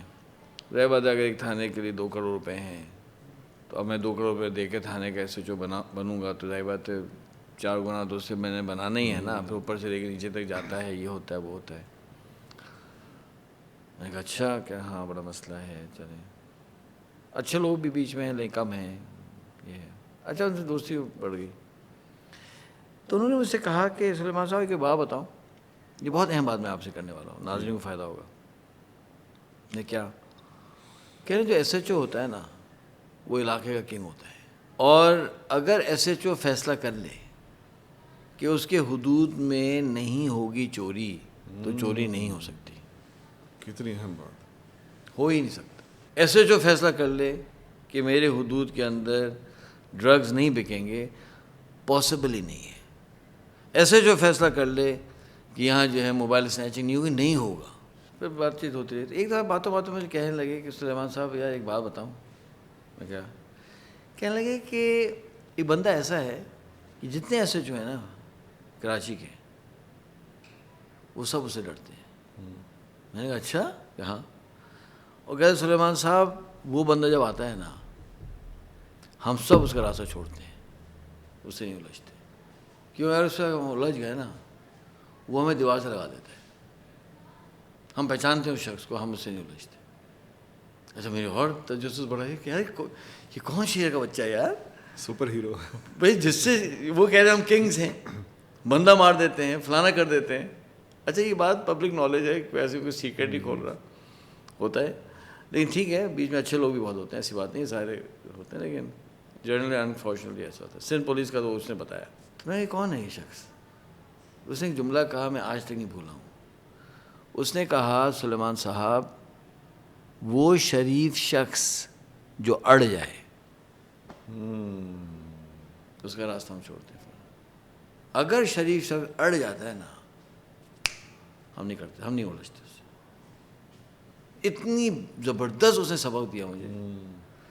جب شریف شخص اڑتا ہے نا تو بادل ٹوٹتا ہے. اگر یہ نہ ہوتا تو کیا ہمارے نبی اکرم صلی اللہ علیہ وسلم جو پورے انسانیت کے لیے رحمت للعالمین تھے, کیا انہیں ہتھیار اٹھانے پڑتے, کیا انہیں جہاد کرنا پڑتا؟ کیا آپ جہاد کریں گے تو جانے نہیں جائیں گی؟ آپ سمجھتے ہیں کہ جہاد کے بغیر ہوگا کام؟ آپ کی طبیعت صحیح ہے کیا؟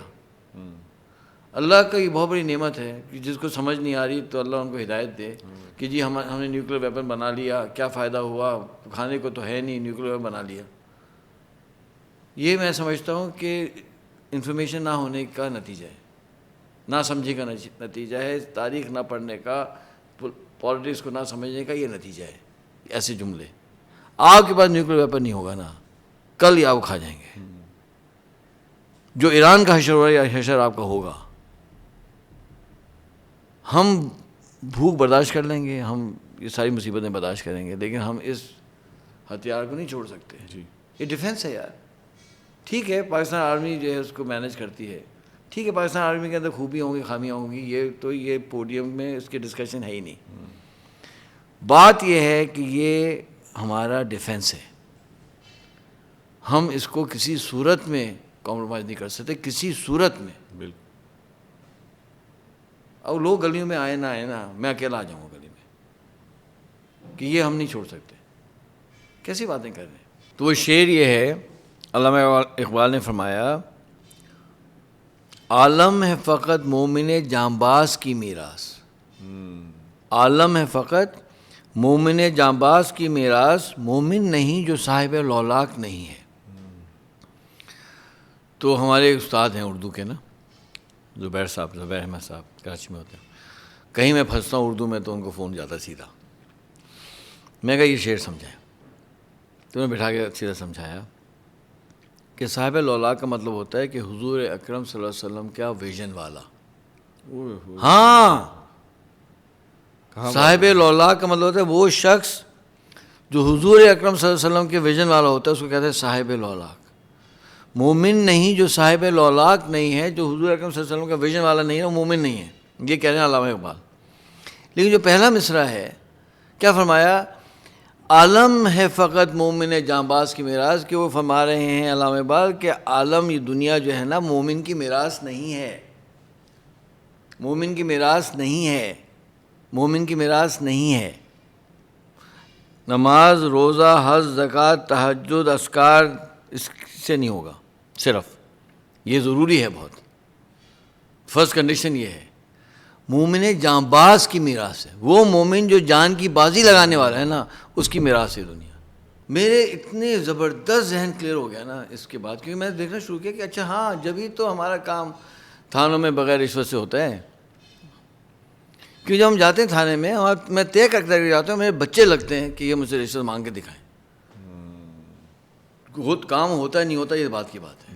پہلے تو میں دیکھتا ہوں کہ اچھا, چونکہ وہ سمجھ جاتے ہیں, بہت تیز ہوتے ہیں, ان کی تھن سلائسنگ ہوتی ہے, وہ سمجھ جاتے ہیں کہ یہ جو مولوی صاحب آئے ہیں نا یہ اڑنے والا یہ وہ شریف شاہی جو اڑ جائے گا. ایسے کام ہوتے ہیں نا الحمدللہ, میں بتا نہیں سکتا ہوں. صحیح کہا. بلکہ فرسٹ پرائرٹی میں ہوتے ہیں ان کا. یہ ہوتا ہے کہ جلد سے جلد مولوی صاحب کو یہاں سے دے کر ان کو روانہ کریں. ہاں اسٹریس ہوگا. میں ناظرین سے کہنا چاہ رہا تھا کہ بھائی آپ کو اسٹینڈ لینا پڑے گا یار, بہت تکلفات سے گزریں گے, آپ کو پیس دیں گے دنیا, آپ کو معاشرہ پیس دے گا, آپ کے رواج پیس دیں گے, آپ کو شادی کے تہوار پیس دیں گے. آپ کو اسٹینڈ لینا پڑے گا یار. ٹیپو سلطان صاحب نے کیا کہا تھا کہ شیر کی ایک دن کی زندگی گیدڑ کی 100 سال زندگی سے بہتر ہوتی ہے بھائی. اور لڑتے لڑتے شہید ہو گئے, اور آج ایک ان کا مقام ہے. Coming back to now the hospital. Hospital میں جو جنگ شروع ہوئی تو سب کو پتہ چل گیا کہ بھائی یہاں تو نہیں آنا. خیر اینی وے, اب کیا ہوا, دوسرا مسئلہ کہ سرجری ہوئی, بہت ڈیفیکلٹ سرجری تھی. اس کے اندر جو ہے وہ الحمدللہ ہو گئی صحیح, بینڈیج ہو گیا. اب ڈاکٹر صاحب نے کہا کہ دیکھو چونکہ کوکلی کینالز ڈسٹرب ہو گئی ہیں, اب وہ کوکلی کینال جو ہوتی ہیں رائٹ اینگل پہ ہوتی ہیں کان کے اندر, وہ ہمیں بیلنس کرواتی ہیں. اگر یہ کینالز نہ ہو تو آپ بیلنس نہیں کر سکتے, گر جائیں گے آپ. اس لیے اگر کان میں دونوں کانوں میں سیویئر انفیکشن وغیرہ ہو جائے نا, آپ کو بالکل چکر آنے لگیں گے آپ. تو نے کہا یہ تو چل ہی نہیں سکتی خاتون چند دن, کہ اس کا تو اس کو جو ہے نا آپ کو باتھ روم لے کے جانا ہوگا, تو آپ کو اٹھا کے لے کے جانا ہوگا. ہاں, اب پھر ایک مصیبت کھڑی ہوئی.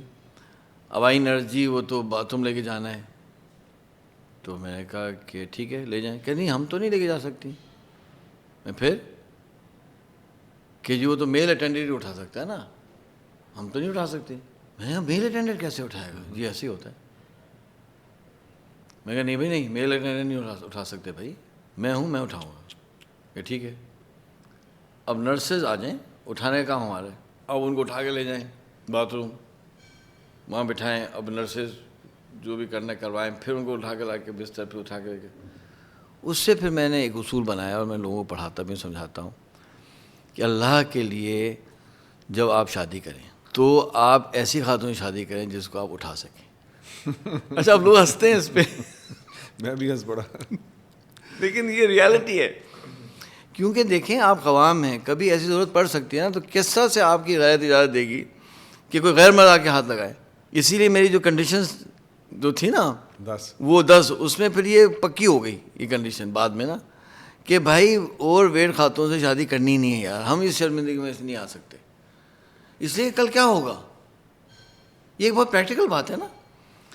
تو ایک دفعہ ہوا، اب میں نہیں بتاؤں کون سی والی، ایک تھی ہماری، اچھا چلے بتاؤ وہی والی جو مظفر آباد والی. ٹھیک ہے چلو. اسی سفر میں، نہیں اس سفر میں ایک اور سفر تھا. ہم واپس آ رہے تھے ایبٹ آباد سے، مانسہرہ ایبٹ آباد سے ہوتے ہوئے اسلام آباد. جی. شام کا ٹائم تھا. تو جو ان کو پین شروع ہوا، ایبڈومنل پین ہوا ہے، اور جناب وہ تکلیف سے بیچاری، اور ہوا کیا تھا کہ وہ انفیکشن ہو گیا تھا، یو ٹی آئی مطلب انفیکشن ہو گیا، اور وہ جو ہے ہو جاتا ہے انفیکشن سفر میں ہو سکتا ہے. وہ اتنی تکلیفیں بیچاری، وہ تو بالکل برداشت سے باہر ہو رہا تھا. میں ہری پور کراس کر رہا تھا تو میں پریشان بھائی. وہ خاتون مجھے پتہ ہے ہماری اہلیہ بہت ہی مطلب بہادر خاتون ہیں اور تکلیف برداشت کر لیتے ہیں، لیکن اس کا مطلب یہ کہ ان کی برس سے باہر ہو رہے. وہاں اللہ کے فضل سے وہ مین روڈ پہ کلینک نظر آئی، مغرب کا ٹائم تھا. میں گاڑی روکی، بھاگا اندر. ایک ڈاکٹر صاحب بیٹھے تھے. میں ڈاکٹر صاحب میرے بیگم کو تکلیف کیا، لے آئیں آئیے. تو جب وہ آئے تو میں کہا نہیں آپ نے ہاتھ نہیں لگانا. اور وہ اٹھایا، لے جا کے کلینک میں بٹھایا، اور انہوں نے فوراً الٹرا ساؤنڈ کیا، سب کیا، کہا بھائی ان کو تو انفیکشن ہے، یہ دوائی لے. فوراً انجیکشن لگایا.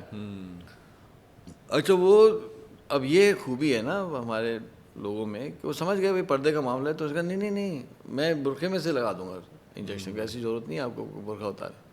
اس نے برقعے میں سے ہی انجیکشن لگایا. ایک دم سے ان کو سکون ہوا. کہنے لگے آپ جا رہے ہیں اسلام آباد، کسی اچھے ہاسپٹل میں جا کے چیک اپ کروا لیں اور پراپر. پھر گئے، تھا تو دوائی ہوئی، صحیح ہو گیا. اب آپ مجھے بتائیے کہ اس وقت کون اٹھا کے لے کے جاتا، بتائیں نا کیسے ہوتا. اور دوسرے لوگ کہتے ہیں جی محرم کے بغیر سفر کر لیں تو کیا ہوتا ہے، محرم کے بغیر بڑی سختی.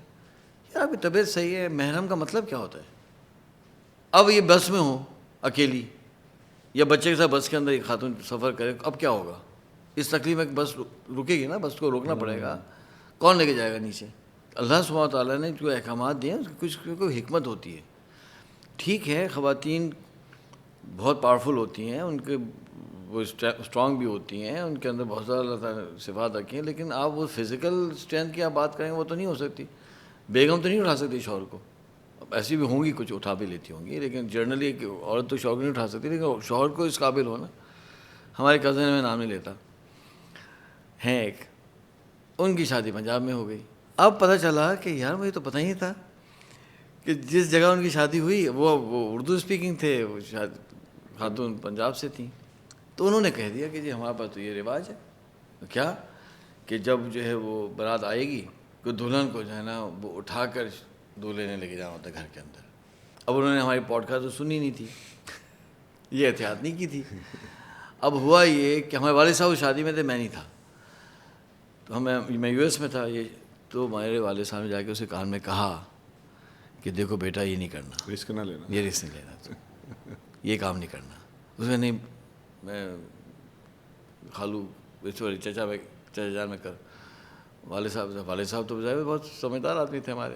انہوں نے فوراً اسیس کیا سچویشن کو اور سمجھ لیا کہ یہ جو ہے نا ڈیزاسٹر ہو سکتا ہے. لیکن وہ لڑکا ضد میں نہیں مانا. اس کہتے ہیں بڑوں کی بات ماننا چاہیے، کبھی مان بھی لینا چاہیے. اس نے نہیں مانا.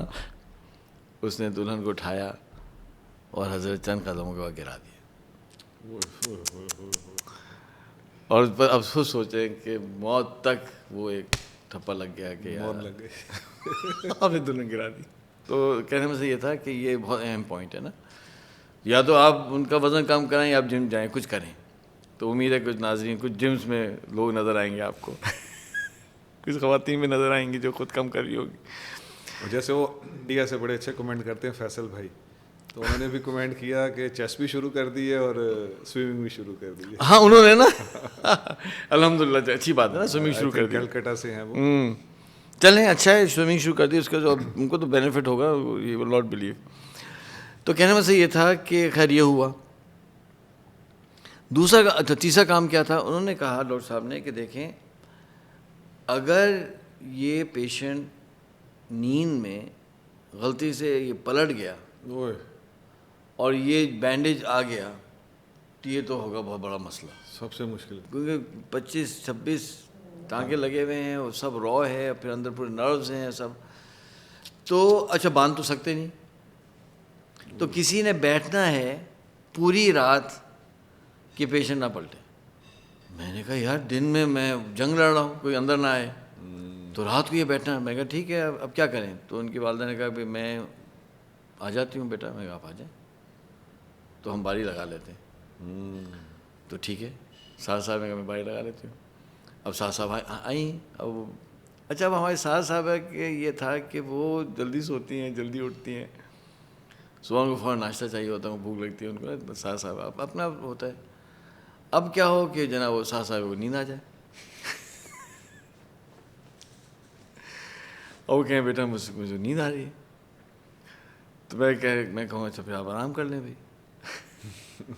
پوری رات بیٹھنا, پورا دن, تو جو ہے نا وہ جو ایک ہفتہ تھا نا فل لرننگ ہمارا وہ. اچھا پھر یہ بات بھی پھیل گئی, چونکہ ظاہر ہے وہ جب آئیں ایڈمٹ ہوئی تو ہاتھوں میں مہندی تھی. 2 دن پہلے شادی ہوئی. ہاں 2 دن پہلے شادی ہوئی. اب وہ پھیل گئی تھی دلہن آئی ہوئی ہے, دلہن ایڈمٹ ہے. تو اس طرح سے حضرت وہ ہوا پورا ہفتہ. پھر جو ہے وہ 3-4 دن بعد بینڈیج, 5 دن بعد بینڈیج کا ٹائم آیا کھلنے کا. پھر وہ ڈاکٹر صاحب آئے فصیح اللہ میر صاحب, اللہ تعالیٰ کو جنت دے, اور بیچارے بہت ہی زبردست شفیق, اور ایسے ڈاکٹرز کم ہوتے ہیں نا, اس کو بڑا ہنستے ہوئے کھیلتے ہوئے اور سارا نا. ہاں بھائی چلیں بھائی اب بینڈیج کھولنے کا ٹائم ہے جی. تو کھولا بینڈیج, اللہ کا نظام ہی ہوا, وہ بینڈیج کھلا ہے اور مغرب کی اذان ہوئی. اللہ, وہ ٹائم ہی ایسی تھی. تو پھر ہمیں بیگم نے کہا ہاں مجھے اذان کی آواز سنائی دی ہے بہت مہینوں بعد, اور مجھے سنائی دیا. تو الحمدللہ وہ سکسیسفل ہو گیا اور ماشاءاللہ مسئلہ حل ہو گیا. تو انہوں نے کہا کہ یہ تقریباً 10 سال یہ چلے گا, اس کے بعد یہ ختم ہو جائے گا کان. پھر آپ کو اس کی سرجری کرانی پڑے گی دوسرے کان کی, وہ 10 سال چلے گا, تو 20 سال کا یہ آپ کا ہوتا ہے. 20 سال کے بعد پھر آپ, میں کہا ٹھیک ہے کوئی بات نہیں, 20 سال بھی بڑی چیز ہے. لیکن ویسے ہی اللہ کی برکت ہوئی ہے کہ ہماری شادی کو 28 سال ہو چکے ہیں, اور وہ پہلا کان ہی چل رہا ہے. اور وہ دونوں اچھا ہوتا ہے کہ ایک کان جب صحیح ہو جاتا ہے نا تو دوسرے کان کی پرفارمنس ایک دم سے اٹھ جاتی ہے, یعنی کچھ ایسا سسٹم ہے کہ وہ اس کو سپورٹ کرتا ہے, کیا کرتا ہے. تو الحمدللہ وہ 28 سال ہو چکے ہیں, اور مطلب پھر سرجریز ہوتی پڑی. اب ایک کان میں سنائی بہت کم دیتا ہے, لیکن she is perfectly fine, there is no problem ماشاء اللہ. تو یہ ایک کہانی جو سنانی تھی. حیرت کی بات ہے یہ, میں جب سن رہا ہوں سارا کچھ تو میں یہ پیچھے اللہ میاں سے یہ کہہ رہا ہوں کہ ہم نے کبھی کان کی نعمت کو اس رخ سے نہیں دیکھا ہی نہیں. کتنی بڑی نعمت ہے یار. یعنی میں ہوں, آپ ہیں, لاکھوں کروڑوں لوگ پاکستان میں لوگ ہیں, کان کی نعمت کا شکر ادا نہیں کر سکتے, کیونکہ یہ ایک پورے آپ نے جو آپریشن کا پروسیس بتایا تو اندر سے ایسے ایسے ہل رہے ہیں کہ کتنی بڑی نعمت ہے کبھی. لیکن اس کو اس رخ سے نہیں سوچا اور دیکھا کہ ایک وہ چھوٹی سی, کیا نام تھا اس کا, اسٹیپی. اسٹیپی, اس کا جو بون کا نام ہے نا اسٹیپی. ایک اسٹیپی, اتنی سی بون ہے وہ, چھوٹی سی, smallest bone in the body.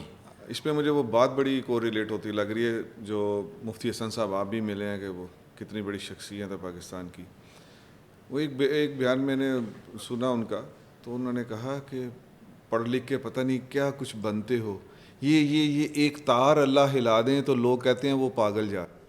ہاں تو یہ مجھے وہ ان کی بات آج کو ریلیٹ ہو گئی کہ ہمارے اندر جسم میں ہم جو چیزیں یوز کر کے تو ہم ایک بہت بڑی ایک توپ چیز بن جاتے ہیں, علم میں, دانشوری میں, اور آئی ٹی میں اور بزنس میں، یہ سب کچھ دیا تو اسی کا ہی ہے نا. تو ان کی بڑی خوبصورت بات ہے کہ ایک تار، اور وہ دیکھ لیں وہ ایک اسٹیپی، ایک تار وہ کہتے ہیں اگر اللہ پاک ہلا دے تو یہیں وہ بندہ جو ہے وہ پاگل بن جاتا ہے. اللہ کا شکر صحیح ادا بات ہے، کیا. اللہ کا شکر ادا کریں. بہت صحیح، بالکل صحیح بات. تو یہ خیر اب وہ جو ہے وہ گھر آئے. اب گھر آئیں گے تو گھر میں کیا ہوگا؟ گھر میں بھی وہی کہ اب پلٹ نہیں سکتے. اچھا وہ چلے گا بھی. بھائی صحیح بینڈیج تو چلے گا نا چند دن، جب تک وہ آپ کا ہیل نہیں ہوگا، یعنی وہ زخم ختم نہیں ہوگا. تو اب گھر میں اچھا وہاں تو چلو پھر بھی ان کے امی تھوڑا بہت دیتی تھی ساتھ. اب گھر میں کون ساتھ دے گا؟ گھر میں بھی پھر سنبھالنا پڑا، اور گھر میں بھی اٹھا کے لے جانا پڑا، لے کے آنا پڑا باتھ روم سے، اس لیے کہ ظاہر بات ہے. لیکن ظاہر بات ہے ایسے طبیعت بہتر ہونا شروع ہو گئی اور ہوا چند دن میں ٹھیک ہو گیا الحمدللہ.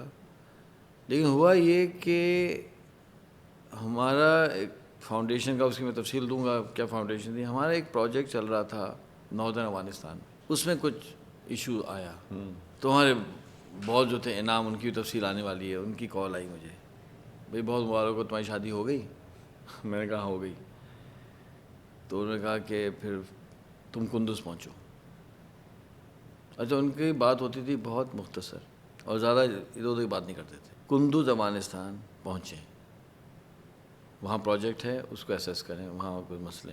میں نے کہا انعام میری ابھی ایک شادی ہوئی ہے پچھلے ہفتے. تو اس نے کہا ہفتہ تو ہو گیا نا. میں کہا بھائی ہولڈ کرو یار قسم سے. ہاں اس نے ہفتہ تو ہو گیا، اب کیا مسئلہ ہے؟ میں کہا بھائی ایک منٹ ہولڈ کریں. اب وہ شکاگو سے کال آ رہی ہے. میں نے کہا میری بیگم صاحبہ کی سرجری ہوئی ہے اور بڑی سخت سرجری ہوئی ہے، وہ اس کی طبیعت ٹھیک نہیں ہے، اس کو سنبھالنا پڑ رہا ہے. اوکے اخی how much time do you need? کیا آپ کو کتنا ٹائم چاہیے؟ اور واہ. ہاں. تو میں نے کہا یار ایک ہفتہ تو کم از کم اور چاہیے ہوگا. کہ بس ایک ہفتہ زیادہ نہیں، آپ کندوز پہنچیں. ہاں اب آپ سوچیں گے 2 ہفتے ہوئے ہیں اب کندوز. اچھا وہاں لڑائی چل رہی تھی 97 میں، طالبان کے ناردرن الائنس کی زبردست لڑائی چل رہی تھی. وہ لڑائی چل بھی ناردرن ایریاز میں چل رہی تھی، وہیں جنگ میں جانا ہے. تو میں ٹھیک ہے. اب یہ کہانی میں آگے اس کو پک اپ کروں گا کیونکہ یہاں اس کو سرجری کو ختم کر دیتے ہیں. ہم چلے گئے، اب وہ تفصیل آنے والی، ٹینشن نہ لیں، وہ اگلی پوڈ کاسٹ میں کر دیں گے. وہاں ہم چلے گئے، وہاں جنگ میں پھنس گئے، اور وہاں عبدالرشید دوست ہم کی جیل ہو گئی. چل بھائی اور بندہ غائب. وہ تو جلاد اور سب سے صفا. اب وہ جو ہمیں 2 ہفتے کا نہ وہاں موبائل فون نہ وہاں ریڈیو، ہم نے 2 ہفتے میں واپس آنا تھا اور دولہا غائب، کچھ نہیں پتا. اب وہ پریشان کہ بندہ کہاں گیا. سب سے بڑا ٹوسٹ آ گیا ان کی لائف میں. ہاں وہ روئے ہیں، ہماری بیگم صاحبہ سے بیچاری دلہن تو وہ رو رہی ہیں، ہمارے اماں پریشان، ہمارے سسرال والے پریشان کہ یار وہ بندہ کہاں گیا. جی وہ تو افغانستان گئے تھے، وہ اب کہاں ہیں کچھ نہیں پتا، اور 2 ہفتے میں واپس نہیں آ سکے. تو وہ کیا ہوا وہ پوری کہانی میں نے سنانی ہے، اب ٹینشن نہ لیں. یہاں آ کے ہم یہاں رک جاتا ہوں کہ یہ آپریشن ہو گیا. اب جو اگلی جو بات میں بتانا چاہتا ہوں وہ یہ ہے کہ یہ تو ہم 97 پہ چلے گئے نا. اب میں آپ کو پیچھے لے کے آؤں گا کہ جب میں نے انجینئرنگ کو چھوڑا اور بینیولنس جوائن کیا، بینیولنس انٹرنیشنل فاؤنڈیشن، اور شکاگو آیا، تو وہ اس میں بہت ساری لرننگس ہیں بہت کرٹیکل. ورنہ ہوگا کیا کہ ہم 2 اسٹوریز پیرل چلیں گے تو لوگ کنفیوز ہوں گے نا. آپ 97 کی کہانی بھی سنا رہے ہو، 94 کی کہانی. تو میں چاہتا ہوں کہ 94 والی کرتے کرتے کرتے آپ کو لے آؤں یہاں، تاکہ پھر ایک ہی اسٹوری ایک تسلسل میں چلنا شروع ہو جائے. تو یہ ہوگی ہماری اینڈ. اب ہم نے اتنے بڑے کسی اس پہ نہیں چھوڑا کہ جی بینڈیج کھلا تو کیا ہوا. آپ نے منع کیا تھا نا کہ آپ نے سسپینس نہیں کیئر کرنا، آواز آئی نہیں آئی. لیکن میں ایسا کام نہیں کیا نا غلط. ہم خود سدھر گئے نا. وہ شاید عطا بھائی تھے کوئی، انہوں نے سدھارا ہمیں. تو ہم نے کہانی مکمل کر دی. بیگم صاحبہ شادی ہو چکی ہے، کان ٹھیک ہو چکا ہے، اور جو ہے اب ہم سب کرا کے اب ہم نکلے ہیں. اور وہاں کیا ہوگا وہ تو انشاءاللہ آگے آ جائے گا. لیکن اب ہم بینیولنس کو پہلے اب ہم آگے اگلے، اور وہ میں ناظرین کو بتاتا چلوں کہ وہ وجہ یہ ہے کہ آپ نے ابھی پروگرام سٹارٹ ہونے سے پہلے بتایا کہ وہ آپ اس کو بھول گئے پچھلی ایپیسوڈز میں. تو اوبیسلی ناظرین آپ ہمیں بھی مارجن دیں، اور سلمان صاحب کو تو ہم سب مارجن دیں گے کہ اوبیسلی کیونکہ اس کے بیچ میں جو ہے ماذا ابھی بات کر رہی، اس کے بیچ میں چشنیا کا پورا جنگ کی ایک سٹوری ہے. تو آپ اگر اس کو جمپ کبھی آگے دیکھیں تو بھئی اس کے ہم پیشگی آپ سے معذرت کرتے ہیں، کیونکہ ظاہری بات ہے یادداشت اتنے پرانے واقعات کو بھول کے اگر ریکال کرے تو پھر آج ہم نے ایپیسوڈ سے پہلے یہی مشورہ کیا کہ ہم آئندہ بھی اس کو جو چیز بھول چکے ہوں گے اس کو فٹ ان کرنے کے لیے ہم رک کے اس پہ جمپ کریں گے اور اس کو پھر آپ آگے اس کو آپس میں مرج کر دیں۔ ابھی ہم نے آپ کو 94 سے 97 کے 3 سال کا گیپ فل کرنا ہے، چلنے کو تیار ہے جی، بس ٹھیک ہے، تو بس پورا کر لیں یہ ایپیسوڈ، نہیں اس کو بینیولنس کا شروع کریں، ٹھیک ہے۔ اچھا، جو لوگ پوری ایپیسوڈ سن رہے ہیں انہیں معلوم ہے کہ جی میں نے بتایا تھا کہ وہاں سے وہ ارادہ کر کے نیوا ہو ریڈ انڈینز کا، تو یہاں پہنچا تو انعام صاحب ہمیں ملنے آئے نیبراسکا، کہا ہمیں جوائن کریں، اور ان سے ملاقات میری ہوئی تھی بوسنیا میں، اور وہ آنا بھی کتنا کمال تھا کہ وہ جانتے ہی نہیں کہ اس شہر میں کوئی سلیمان کا اتا پتہ کیا ہے، اور کتنی ایک بڑی کرامت تھی اس بندے کی، کرامت کا ڈیڈیکیشن تھی، مجھے نہیں بھولتی وہ، یعنی 800-850 کلومیٹر ڈرائیو کر کے وہ پہنچ گیا تھا بندہ۔ اچھا اب یہ ڈیل ہوگی، ٹھیک ہے میں آپ کو جوائن کروں گا وہاں، تو پھر وہی ہوا، پھر میں نے انہیں جوائن کر لیا۔ اچھا، بینیولنس فاؤنڈیشن کا آفس تھا شکاگو میں، جی ٹھیک ہے۔ بینیولنس کی کوئک تاریخ یہ ہے کہ بینیولنس جو تھی یہ بیسکلی اس کا عربی میں نام تھا لجنت البر الدولیہ، ٹھیک ہے نا، بینیولنس انٹرنیشنل آرگنائزیشن، یہ اس کا نام تھا۔ سعودی عربیہ میں ایک بزنس مین تھے جو بہت دیندار بھی تھے، سعودی تھے، انہوں نے یہ ادارہ بنایا تھا، اور ان کا نام تھا عادل بترجی، ابھی بھی حیات ہیں اور سعودی عربیہ میں ہوتے ہیں۔ ان کا پہلے آئی ٹی کا بزنس تھا، اس وقت مڈل ایسٹ کی سب سے بڑی جو ہاسپٹل چین ہے، اور one of the most modern and one of the most advance hospital chain ہے، اس کا نام ہے سعودی جرمن ہاسپٹل، ٹھیک ہے، سعودی جرمن ہاسپٹل ان کا ہے، عادل بترجی اینڈ ہز فیملی۔ تو انہوں نے یہ ادارہ بنایا تھا کہ افغانستان میں جو ہے وہ لڑائی ہو رہی تھی، تو ہم وہاں ریلیف کا کام کریں گے، تو انہوں نے ادارہ بنایا، اور اس ادارے کا ایسوسیشن تھا وامی کے ساتھ، world assembly of Muslim youth, جو کہ ایک سعودی گورنمنٹل ایجنسی ہے، وامی اور ان کا الحاق تھا، اور یہ ادارہ چلنے لگا۔ تو بینیولنس جو تھا اس کا دفتر پشاور میں بنا، اور پھر کام افغانستان میں شروع ہوا، ملٹیپل ہاسپٹلز بنائے، کلینکس ہیں، فلانا یہ ہے، اور ساتھ ساتھ یہ 1987 میں شروع ہوا ادارہ، اور پھر انہوں نے سودان میں کام کیا، سودان میں کچھ 6 ہاسپٹلز تھے، اور ایگریکلچر کے اندر فلانا وہاں بھی کام شروع ہو گیا تھا۔ تو یہ اچھا، چونکہ اس میں گورنمنٹ کا بھی پیسہ آ رہا تھا وامی کے تھرو، لوکل لوگ بھی ڈونیٹ کر رہے تھے، تو ملینز آف ڈالرز کا ان کا بجٹ تھا، اور بہت بڑا ادارہ تھا یہ۔ اچھا، اب جب ہم بوسنیا میں تھے تو ہمیں یہ ادارہ وہاں نظر آیا تھا کام کرتے، جی بالکل، اور ہم کو پتہ تھا یہ بہت بڑا ادارہ ہے ماشاءاللہ۔ اب ہوا کیا کہ جب 1979 میں رشین انویژن ہوئی افغانستان کی، بالکل 10 سال جہاد ہوا، اور 1989 کے اندر سوویت یونین کی شکست ہو گئی افغانستان کے اندر، وہ یہاں سے نکل گئے۔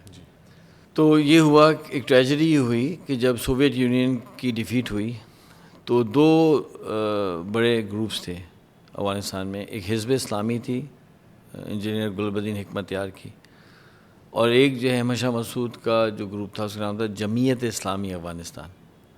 یہ جو 2 پاورفل گروپس تھے، تو انفارچونیٹلی ان 2 کی آپس میں لڑائی ہو گئی، اور شاید لوگوں کو اندازہ نہیں ہوگا کہ افغانستان کی پاپولیشن کا جو وہ ہے نا ڈسٹریبیوشن، اس کو سمجھنا بڑا ضروری ہے افغانستان کو سمجھنے کے لیے، کہ افغانستان کی پاپولیشن اراؤنڈ 40 ملین ہے۔ اب سینسس بہت عرصے سے نہیں ہوا، اگر ہو جائے گا تو ایک کلیئر پکچر آئے گی، لیکن اس کی جو ڈسٹریبیوشن ایسی ہے کہ جو پشتون ہیں وہ 42% ہے، تاجک جو ہیں جو پرشین اسپیکنگ ہیں، ان کو تاجک کہتے ہیں، وہ 27% ہے، اور ازبیکس جو ہیں وہ 9% ہیں۔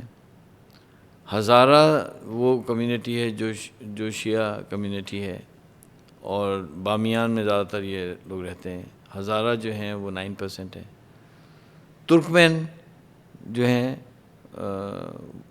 وہ 3% ہیں، اور باقی 10% ہیں. باقی کے اندر فار ایگزامپل جپسیز ہیں, ان کے کوچی کہتے ہیں, جو کہ ان کے پہاڑوں میں رہتے ہیں اور مستقل ٹریول کرتے ہیں. بلوچ ہیں, نورستانی ہیں.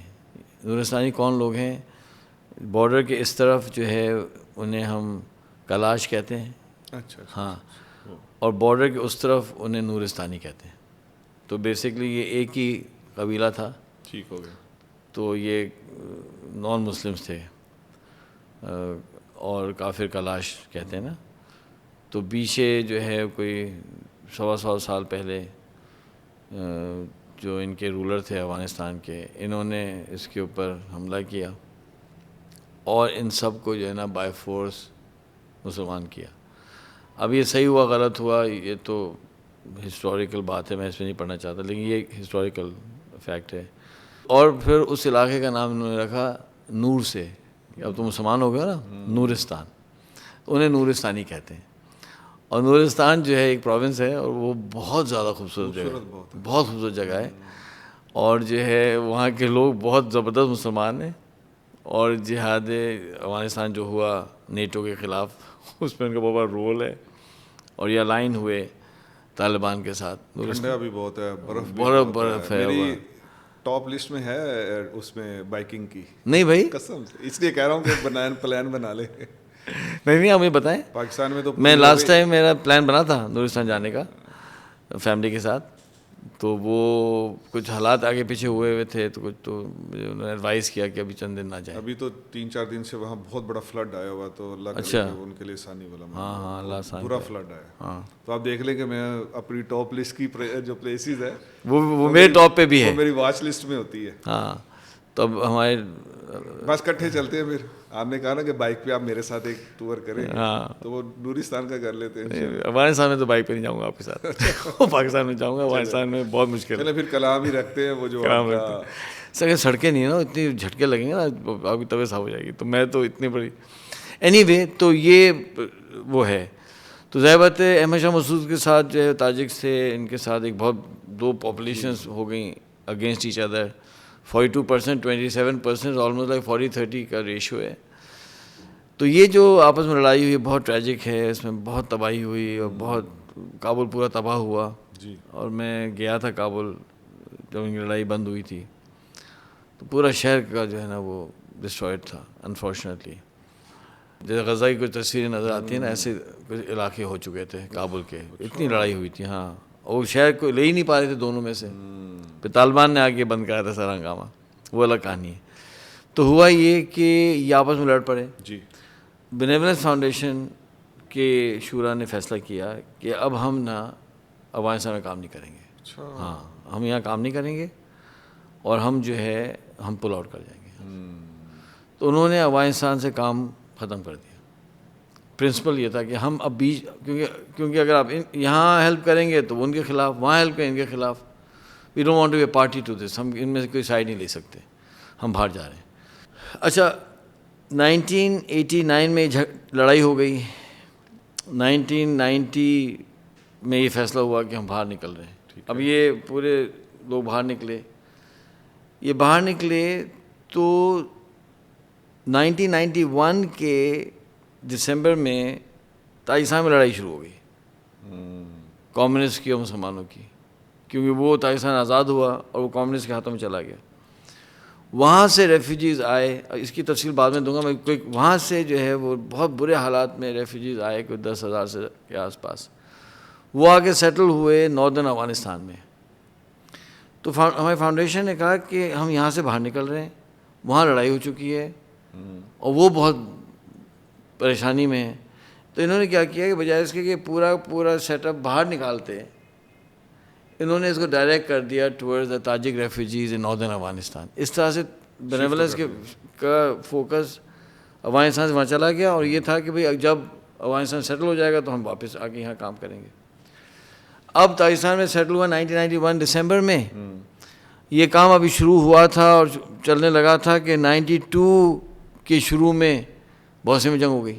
تو یہ فیصلہ ہوا کہ چونکہ ہمارے پاس ایک پوری ٹیم ہے جو ایکسپیرینس ہے وار زونس کے اندر, لیکن ٹیم بنی ہوئی ہے نا, اس میں لوگ ہیں, ٹیم ہیں, ریسورسز ہیں, چیزیں ہیں. سب سے بڑی چیز کیا ہوتی ہے کسی پروجیکٹ کے لیے؟ وہ ہوتی ہے ہیومن ریسورس، لوگ. جب آپ پاس اتنے ایکسپیرئنس لوگ ہیں، جیسے فار ایگزامپل انعام جو میرے باس تھے، اگر میرا 1-2 وارس کا ایکسپیرینس تھا تو ان کا 5-6 وارس کا ایکسپیرینس تھا. ایج بھی مجھ سے 6-7 سال بڑی تھی، تو وہ تو بہت ایکسپیرینس آدمی تھا نا. ہم نے وار زونز میں پہلا قدم رکھا جب ہم 24 سال کے تھے. انعام صاحب نے جنگ میں پہلا قدم رکھا جب وہ 14 سال کے تھے. تو 14 سال اور 24 سال کیا، what are you talking about یار. 10 سال کا اس کے پاس وہ تھا، کیا کہتے ہیں، ایڈوانس ایکسپیرینس تھا نا. تو ہم تو اس کے بچے تھے بھی اور ہیں بھی ابھی بھی. اس طرح بوسنیا میں کام شروع ہو گیا. بوسنیا میں کام شروع ہوا، آفس سیٹ اپ ہوا. کروشیا کے اندر بھی بوسنیا میں پروجیکٹ شروع ہو گیا، اور جو ہے نا لاکھوں ڈالرز کا یہ حساب کتاب شروع ہو گیا. پروجیکٹ بن گیا نا. ہاں. اب جب وہ فل اسٹیم میں کام شروع ہوا تو سعودی عربیہ کی پالیسی بدل گئی. سمجھے آپ؟ عادل بترجی صاحب جو تھے، ان کو اس بات کا اندیشہ تھا کہ اگر سعودی گورنمنٹ کی پالیسی بدلی اور یہاں سے فنڈنگ بند ہوئی تو کیا ہوگا، پھر کیسے چلے گا.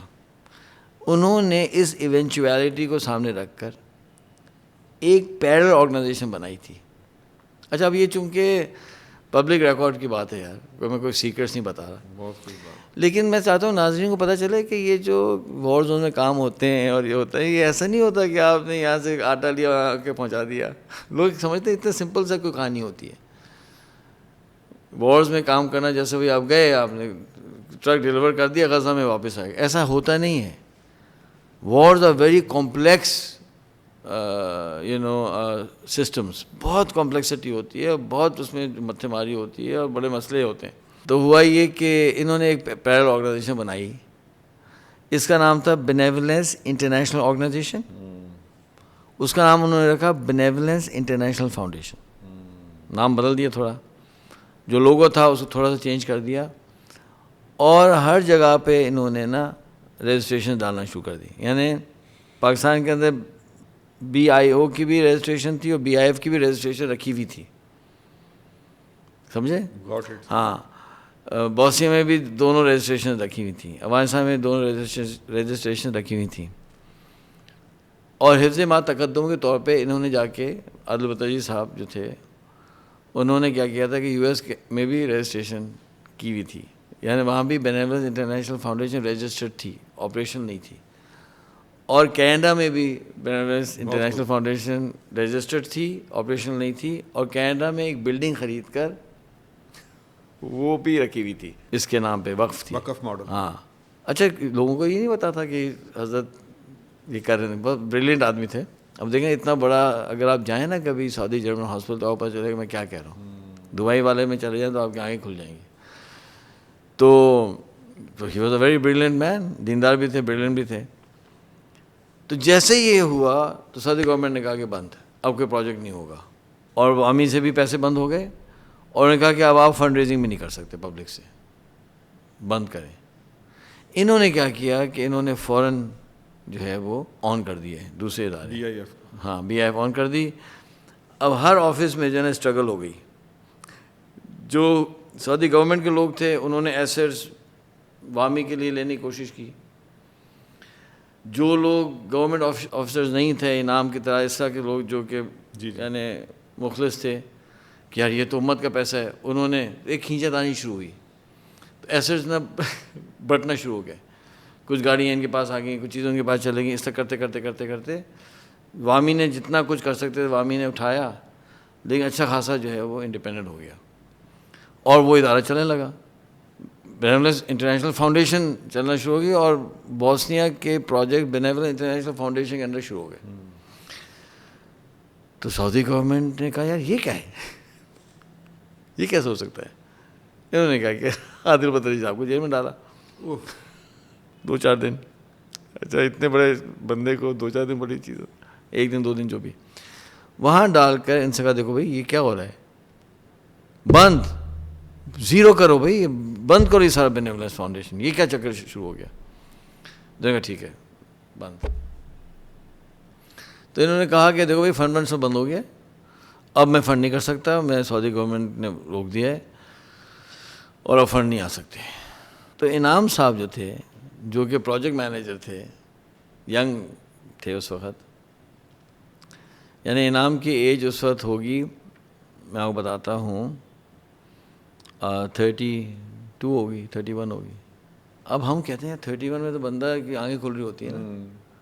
اب یہ شخص 31 ایئرس کی ایج میں اس نے عادل بدر صاحب سے کہا کہ دیکھیں بھائی سنیں, ہم پروجیکٹ شروع کر چکے ہیں, ہمارے تاجستان کا پروجیکٹ شروع ہو چکا ہے, ہم کمٹ کر چکے ہیں لوگوں کو, ہمارا کرویشیا کے اندر کام شروع ہو چکا ہے, بوسنیا کے اندر پروجیکٹ شروع کر چکے ہیں, ہم کمٹ کر چکے ہیں نا, ہم کیسے پروجیکٹس کو بند کریں, یہ تو امت کی امانت ہے.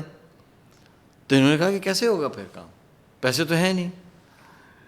تو انعام نے ان سے کہا, عادل بدر سے, کہ دیکھیں مجھے خبر ہے کہ آپ کی رجسٹریشن ہے یو ایس میں, ہے نا؟ ہاں ہے. تو آپ رجسٹریشن میرے حوالے کر دیں, ہم یو ایس سے فنڈ ریز کر کے پروجیکٹ کر لیں گے. اب ان کی انگلش بھی کمزور تھی, تو انہوں نے کہا کہ عادل بدر صاحب نے سوچا کہ یار کیسے ہوگا, اس نے کہا ہمیں موقع تو دینا, ہم کر لیں گے. انہوں نے یہ سوچا کہ چلو بہتر طریقہ یہی ہے کہ چلو کر لو, ٹرائی کر لو. انہیں پتا تھا شاید ہو نہیں سکے گا کام, تو انہوں نے کہا آپ کر لیں, جائیں چلیں, وہ رجسٹریشن آپ یوز کر لیں, وہ تو انڈیپینڈنٹ ہے نا. تو انعام صاحب جو ہے وہ دوڑتے ہوئے یو ایس پہنچے, اور انہوں نے اس آفس کو سیٹ اپ کرنے کی کوشش کی. جب وہ کوشش کر رہے تھے تو انہیں خبر ملی کہ سلیمان احمد صاحب اور عباس علی آ چکے ہیں. یہاں سے کہانی دیکھ ہوتی نا, پکڑو یار سلیمان احمد کو, دونوں کو پکڑو. تو وہ اس چکر میں وہ بیچارے پریشانی میں آئے. اچھا ہمیں نہیں پتا ہے, اس نے ہم کو نہیں پتا چلا کہ جو ہے پیچھے ہنگامہ ہو چکا ہے, کیا کہانی ہے, ہمیں پتہ ہی نہیں. جب انعام صاحب آئے تو میں نے کہا یار اس سے بڑی کوئی بات ہی نہیں ہے, ایک ایسی فاؤنڈیشن جس کے ملین ڈالر کے بجٹس ہیں, تو یار ہم یہ ملین ڈالر لیں گے, ہم تو دوڑ جائیں گے. اب آپ خود سوچیں نا کہ اب ہم کو دے دیں چند ملین ڈالر, دیتے نہیں ہیں لوگ, لیکن اگر دے دیں تو کیا ہوگا, ہم تو جا کے کام کریں گے نا, ہم تو سیدھا ادھر سیریا میں چلے جائیں گے. ہاں ہم تو آئیں گے نہیں نا واپس, ہمیں چھوڑو یار کام کرو. ہم تو فیلڈ کے لوگ ہیں نا, یہ دفتر تو ہمیں کبھی راس ہی نہیں آیا. جیسے ہمارے ایک بیگم صاحب کہتے ہیں کہ آپ جو ہے نا مس فٹ ہیں شہروں کے لیے, آپ جو ہے نا آپ جائیں, آپ پہاڑوں میں رہیں یار, آپ کہاں آ گئے, آپ غلط جگہ آ گئے ہیں بھائی, آپ کے شہر میں آپ سے نہیں سنبھلتے. بھائی کیا کرنا ہے بھائی, کام تو کرنا پڑے گا نا, فنڈ ریز کرنا ہوتا ہے. کہ نہیں یار آپ جائیں, آپ پہاڑوں میں رہیں, وہیں آپ خوش رہیں گے. بالکل صحیح کہا نا, صحیح کہا, بالکل صحیح کہا. اللہ دیکھیں بڑے ہیں, اللہ تعالیٰ نے ایک گھر ہمارا بنا دیا پہاڑوں میں, ایک ہے نا ہمارا سسرال. میں ایک دوست ہے, وہ میری پچھلی لائف جانتے ہیں کہ جو 2 ڈیکیڈ سے اللہ نے دعوت کا کام دیا. تو ایسے ہی میں نے پچھلے چند عرصے پہلے کی بات ہے, میں نے کہا کہ یار میں اب نا 51 میں چلا گیا ہوں, 50+ ہو گیا ہوں, تو میں نا اب سوچ رہا ہوں کہ میں اپنی فیوریٹ پلیس پہ کسی پہاڑ پہ نا ایک 3 مرلے یا 5 مرلے کی کوئی جگہ اس طرح لے لوں, اور بس اپنی ریٹائرڈ لائف جو ہے نا وہ میں وہاں گزاروں. اس نے بڑی عجیب بات کی, میں بڑی دیر تک سوچتا رہا. اس نے کہا آپ کی زندگی میں ریٹائرمنٹ نہیں آئے گی. پھر دائی کی زندگی میں ریٹائرمنٹ نہیں ریٹائرمنٹ میں نہیں ہے. یقین کرے, میں اتنا اس وقت نا جھنجھوڑا مجھے اس نے. میں نے کہا یار 2 منٹ بھی تو نے مجھے خوش نہیں ہونے دیا, میں پہاڑ پہ چلا جاؤں. تو وہ آپ بھی وہی جو کہہ رہے ہیں کہ ریٹائرمنٹ تو ہے ہی نہیں نا, اللہ نہ ہی لائے جی, اللہ نہ لائے. لیکن یہ ہے کہ جب میں افغانستان میں ریموٹ پہاڑوں میں اپنے جیپ میں ہوتا ہوں نا, تو ایسا لگتا ہے میں گھر میں ہوں, یقین کریں. یعنی وہ خواہش تو پوری ہو. ہاں ہوتی ہے, جاتے ہیں نا, ایسا لگتا ہے کہ دس از ویئر آئی بلانگ. بس ٹھیک ہے, نورستان کا ویلاگ بنا کے لاتے ہیں ہم پھر دونوں. ہماری جیپ ہوتی ہے, ہمارے ویپن ہوتا ہے, اور پہاڑ ہوتے ہیں, اور وہ تو میں سمجھ سکتا ہوں کہ وہ کیا فیل ہے, کیا فیلنگ ہوتی ہے. ہاں خیر, تو ہوا یہ کہ اس پریشانی میں تھے انعام صاحب, تو انہوں نے آ کے ہمیں, اچھا انہوں نے کیا کیا, اچھا بات بہت کم کرتے تھے, انہوں نے یہ بتایا نہیں پیچھے ہنگامہ ہو گیا. اب ہم پہنچے شکاگو خوش. جب ہم شکاگو پہنچے تو نہ کوئی بڑا دفتر, نہ کوئی مہنگی گاڑیاں. تو میں نے کہا خیریت تو ہے, کیا ہوا؟ تو اسے بٹھایا, اس نے بھائی یہ ہو چکا ہے, اور پیسے ویسے نہیں ہیں. تمہیں پروجیکٹ کیسے چل رہے ہیں؟ تو کہا جو ہمارے پاس مہنگی وہیکلس تھیں نا, لینڈ کروزر وغیرہ, وہ ہم بیچ کر پروجیکٹ چلا رہے ہیں. اور سلیمان احمد صاحب, US کا میرا ایکسپیرینس نہیں ہے زیادہ, ہے نا, اور آپ یہاں پڑھے بھی ہیں تو اب آپ نے نہیں جانا اس وقت کہیں. میں نے کہا بھائی باس نے آپ نے کہا تو تھا اور جنگوں میں کہا نہیں ابھی ابھی آپ شکاگو میں بیٹھیں اور فنڈ ریز کریں, کیونکہ ہمیں فنڈ کی ضرورت ہے. آپ فنڈ ریز کریں اور اللہ کے لیے مجھے جانے دیں, میرے پروجیکٹ سفر کریں. تو میں ٹھیک ہے بھائی آپ جائیں. تو انہوں نے جو دفتر ہمارے حوالے کیا, اس میں 1-2 لوگ امپلائیز تھے, اپنی ٹیم بھی بلڈ کرو اور میں جا رہا ہوں. اور وہ جناب سیدھا جو ہے چلے گئے سرائیوو بوسنیا, اور پروجیکٹس کو انہوں نے کنٹینیو کیا. 94 میں نے جوائن کیا تھا بینیولنس, 94 میں جنگ چل رہی تھی. اچھا میں نہیں جا سکتا تھا ابھی بوسنیا, اس کا خیال رکھیں, وہ تو ڈھونڈ رہے تھے نا ہمیں, لیکن انعام تو جا سکتے تھے. تو وہ چلے گئے اور انہوں نے وہاں اپنا پروجیکٹس کنٹینیو کیے. اب یہ میری لائف کے اندر ایک اور فیز آیا کہ ہم نے تو کبھی کوئی اسٹرکچر طریقے سے فنڈ ریزنگ کی نہیں تھی. اب آپ سے کہا جا رہا ہے کہ آپ نے جو ہے لاکھوں ڈالر ریز کرنے ہیں, تو پھر جو ہے پھر میں شکاگو میں بیٹھ گیا, پھر چھوٹی سی ٹیم بلڈ کی اور پھر ہم نے فنڈ ریزنگ کا پروسیس شروع کیا. کتابیں نکالیں, پڑھنا شروع کیا فنڈ ریزنگ کے بارے میں, اور جو ہے وہ فنڈ ریزنگ اس طرح سے ہماری شروع ہوئی.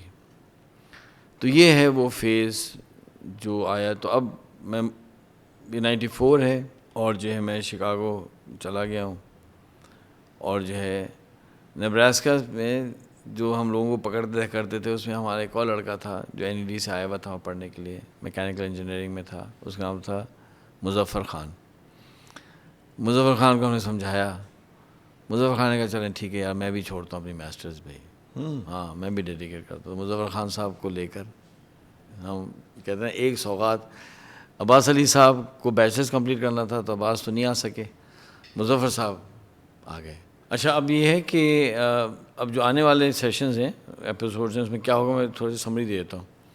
اب 94 ہے, میں پہنچ گیا ہوں شکاگو, اور اب 1 سال میں نے شکاگو کے اندر پرائمریلی فنڈ ریزنگ کو اسٹیبلش کرنا ہے, اپنا آفس کو بہتر اسٹیبلش کرنا ہے, ٹیم بلڈ کرنی ہے, ٹھیک ہے.